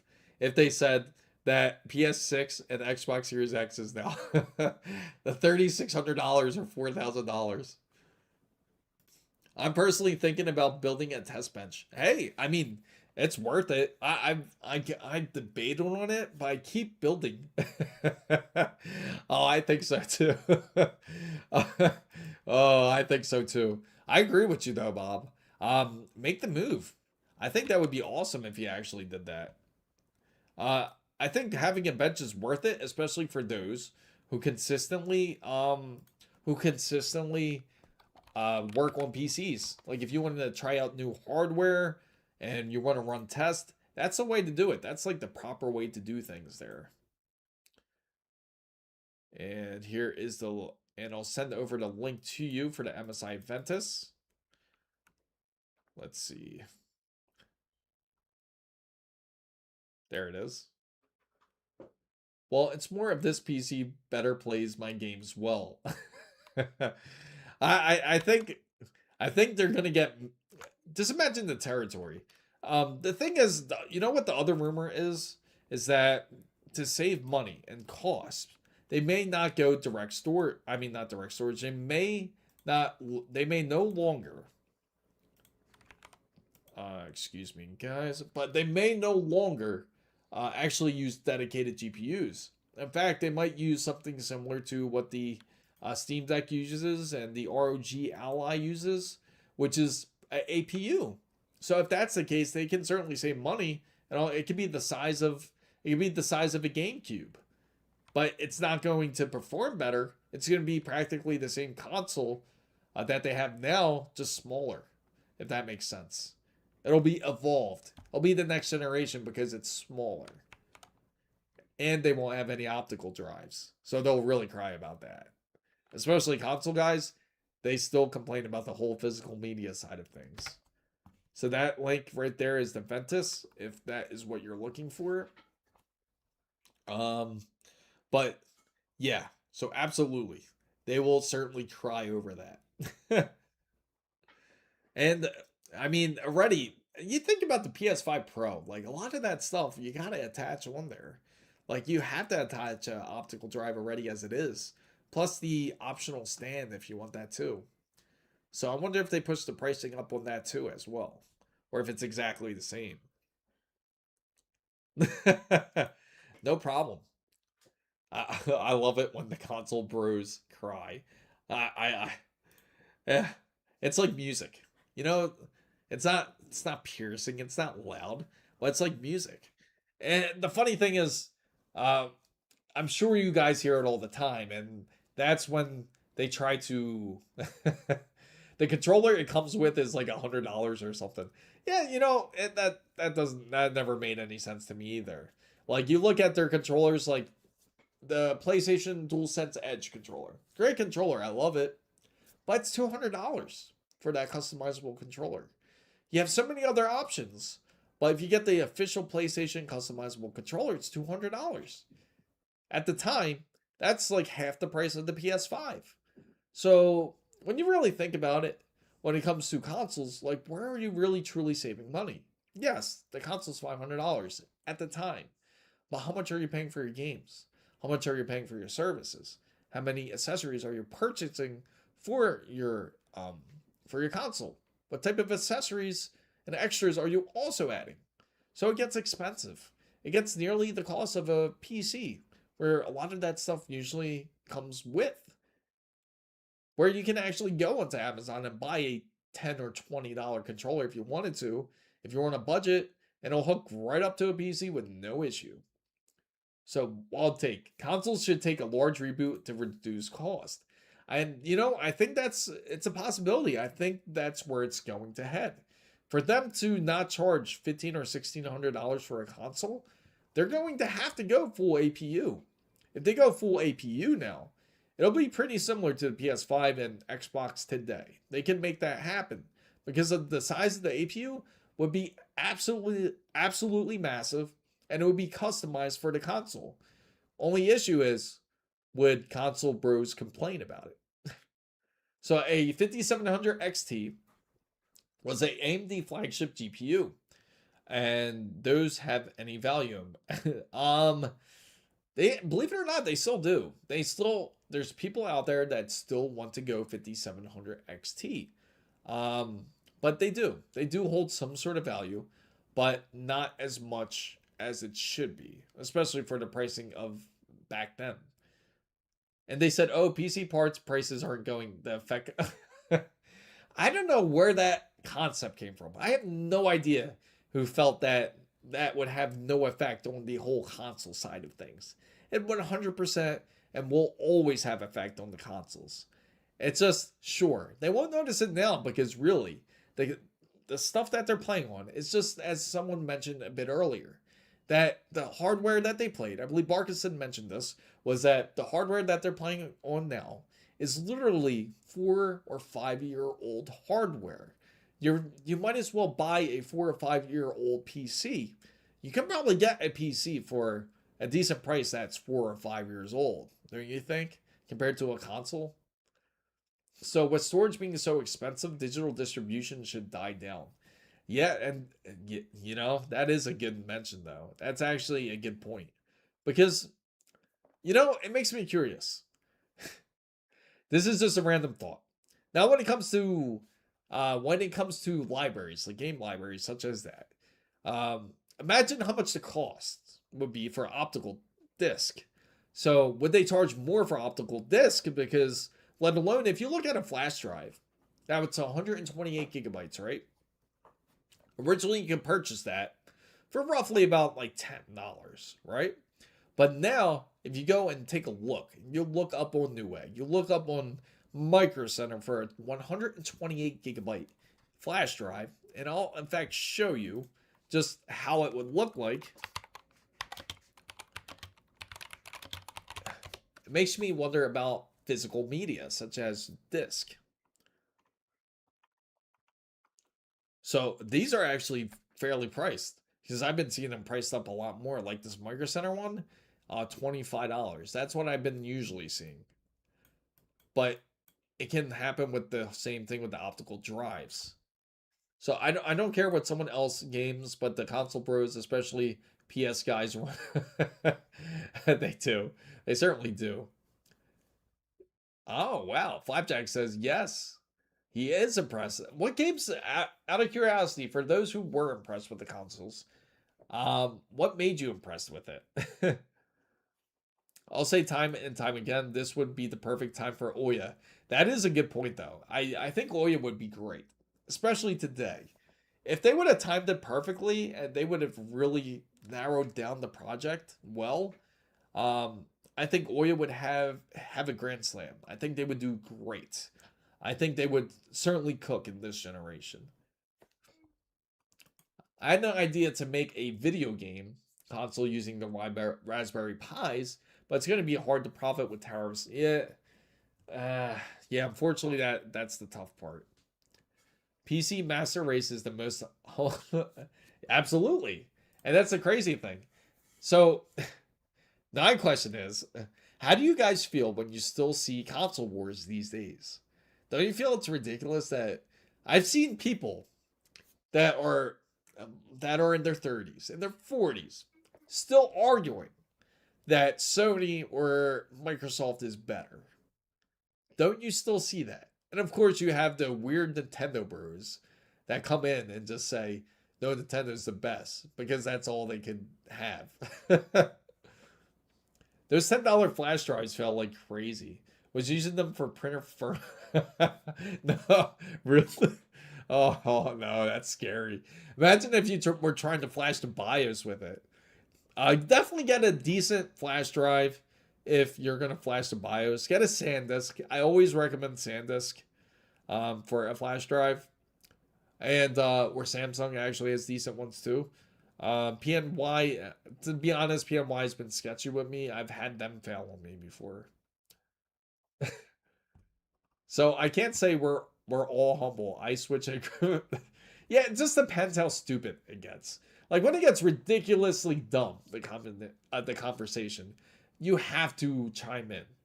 And then they say stupid things like how many times or how many people have heard this where they say, "Well, your eyes can't see faster than 60 frames." How often have you heard that? Or even then they'll argue, oh, we can do 120 hertz now. Your eyes can't see past 120 hertz. How many times has everyone heard that from a console bro? So the PS5 exclusive games are some of the best. I'm interested in some of the story. And you know what the crazy thing is? Gran Turismo is the biggest game, I gotta say, when it comes to PlayStation. Maybe that's when I'll touch it again, when the Gran Turismo 7 comes out. But honestly, I'm also hyped for Forza Horizon 6. I am hyped for that. And that alone makes me want to look into getting the actual steering wheel and pedals. Because I heard it's a lot of fun. I heard it makes the difference. Yeah, Linux is free. 100% it's free. It's they, they yeah, that's true. They really don't know. 120 hertz and up makes the game feel more. I agree. I 100% agree. It does make it way more responsive if that's the case. Like when you compare them. Okay, perfect. Woo. I had a heart attack there. For a second, said my OBS needed to reconnect for a minute. I had someone argue with me that Last of Us 2 looked better than any PC. During an E3 trailer, I explained we can't trust gameplay trailers since the Watchdog pat. I agree. How many times have we seen games? It's gotten to that point where you see game trailers and then you say, that better be the actual gameplay. Because I'm tired of seeing the actual CGI trailers or the cutscenes. Sure, it looks great. The cutscenes look awesome, but I want to see what the game actually looks like. It does, and it does a lot of direct drive system. I recommend the Monza or Cone Spin bundles. I'm on the Fantech because it works on PS5, but Logitech and Fantech have been good values direct drive and load cell. Okay, I'll definitely take a look at it. I'll definitely keep an eye on it. I heard a lot of great things about them. We have The Last of Us 2 on PC and it looks and 100% does because you have different advantages that that it does not have on consoles. You can take full advantage of 100% ray tracing and path tracing even. And plus you got mods. How can you beat the mods? And the funniest thing is you see that spark of envy when you look at them in the eye and you tell them about the different mods that you can do on PC. You can see how envious they get. You see how the console bros just say you just destroy the game's art, right? My profile picture is oh yeah. Oh, poor Ubisoft. Now Ubisoft belongs in the hands of Tencent. So I did not know you can change your RAM. Oh yeah, absolutely. Yeah, you can. ChatGPT is so smart. At certain times. There's certain times where it's not as smart as we would like it to be. uh, exactly, right? Mods is absolutely key. And you know, the funniest thing is the first mod I've ever made on PC is it was so easy to do it back then. I did it with GTA 3 and I made my character into Sub-Zero with the frozen arms. I thought that was amazing. I thought that was dope. I've been impressed with Crimson Desert. The grass blowing in the wind and the reflections are pretty good. I can't wait to play it. I have the key, but for me to play it, I gotta build the RX 9070 XT build, which is the ASRock build, which will be soon. All we need is the processor. I reached out to AMD about it, and hopefully we can get it. But I haven't heard anything yet. Hopefully I do soon. And if I do, I'll certainly let the roundtable know, and of course I'll let all my wonderful audience know in the next upcoming stream. It's not all console. It's not all console bros, but the FD can rattle the most. I agree. ChatGPT gave me Black Squad tweaks and it works. I'm glad it worked. But just be careful. Anyone that uses AI when it comes to tweaking your PC, please be careful. Please be careful. It can work, but at times it may not. It might give you something off.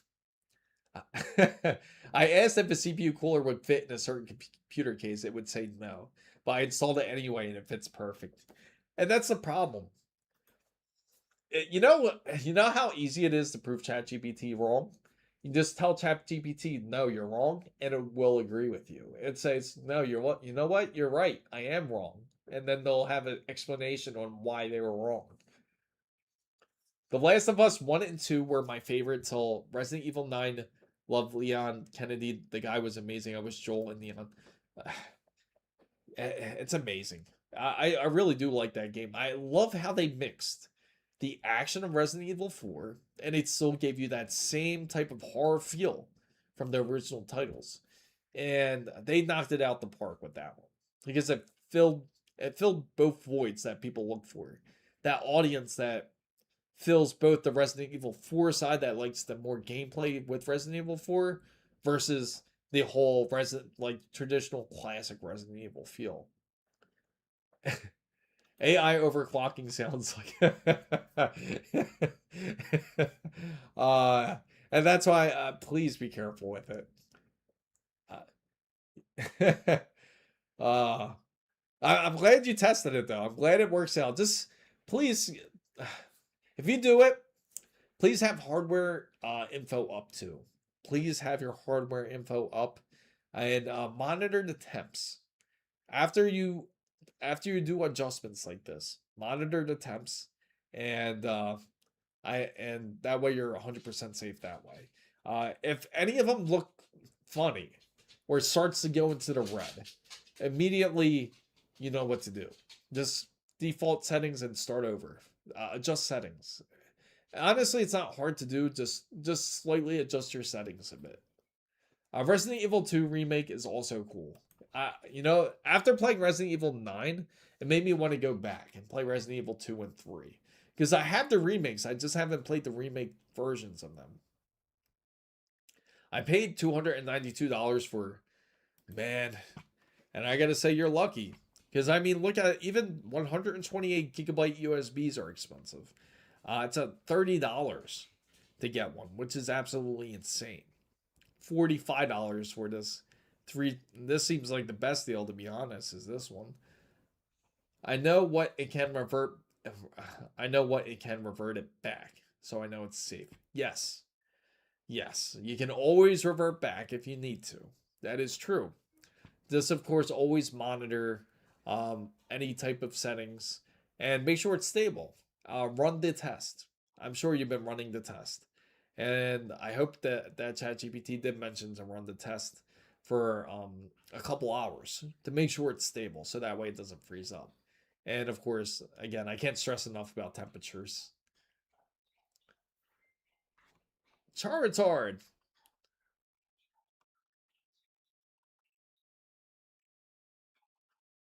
The Dark Power 14 by Be Quiet is a really great power supply.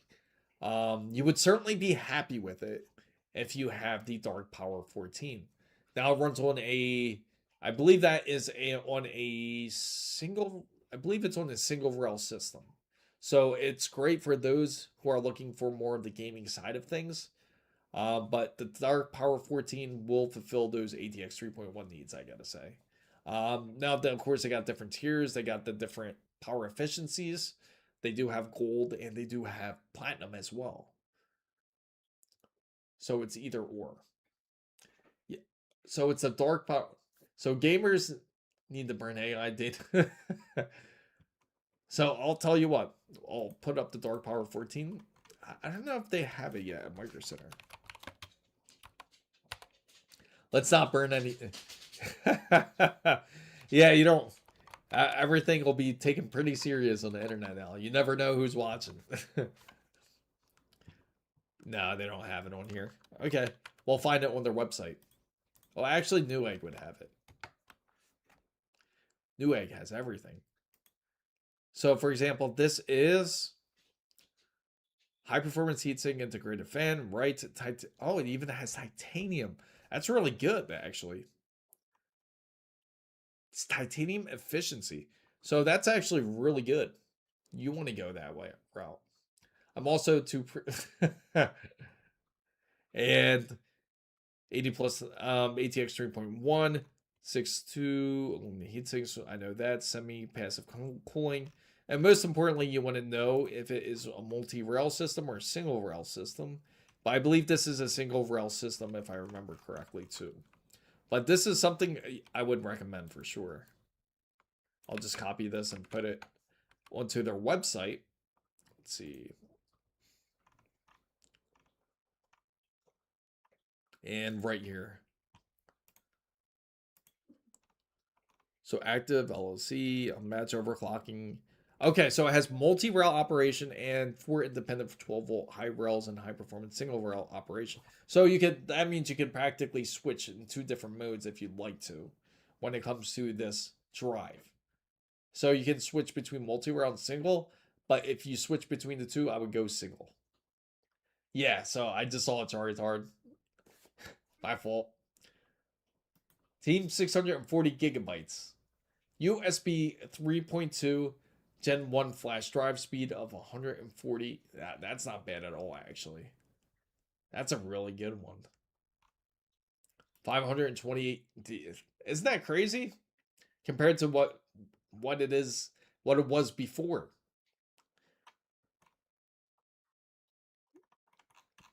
So, Fan Bam guys, I thank everybody for coming into this wonderful stream. I'll be streaming again on Saturday, and of course, I gotta make my announcement. Um, so now I did put up a poll for everybody out there for the Saturday stream, and yeah, yeah 40 yeah I was looking at the $45 one. But the announcement is on Saturday. The stream will be at 10:30.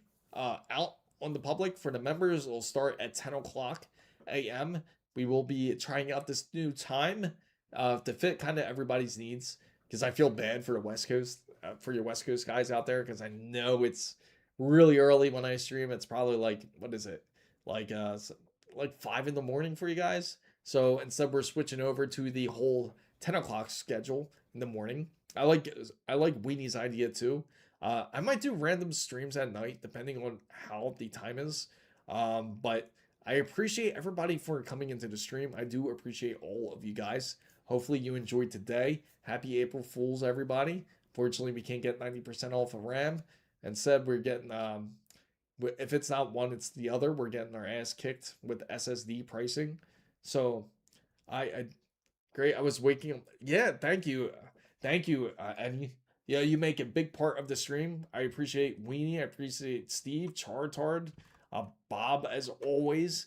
Ken, you certainly make part of the fan bam. Flapjack, thank all of you guys. Hidden Bull, shout out to all the wonderful members at the roundtable. Make sure to join in on our Discord if you haven't already. But thanks so much for watching, guys, and make sure to not spend $400 on 1 terabyte, guys. Other than that, have a great night and have a great morning, depending where you are in the world. Thanks so much for coming in, and Waffle Skater, definitely big thanks to him. You got to thank him especially for the $269 Corsair RAM. Hopefully you guys got it. If you haven't checked on Discord, he posted it up on there on the PC hardware side. But thank you everybody for coming into the stream, and I appreciate all of you. Thank you, Radomir. Thank you all.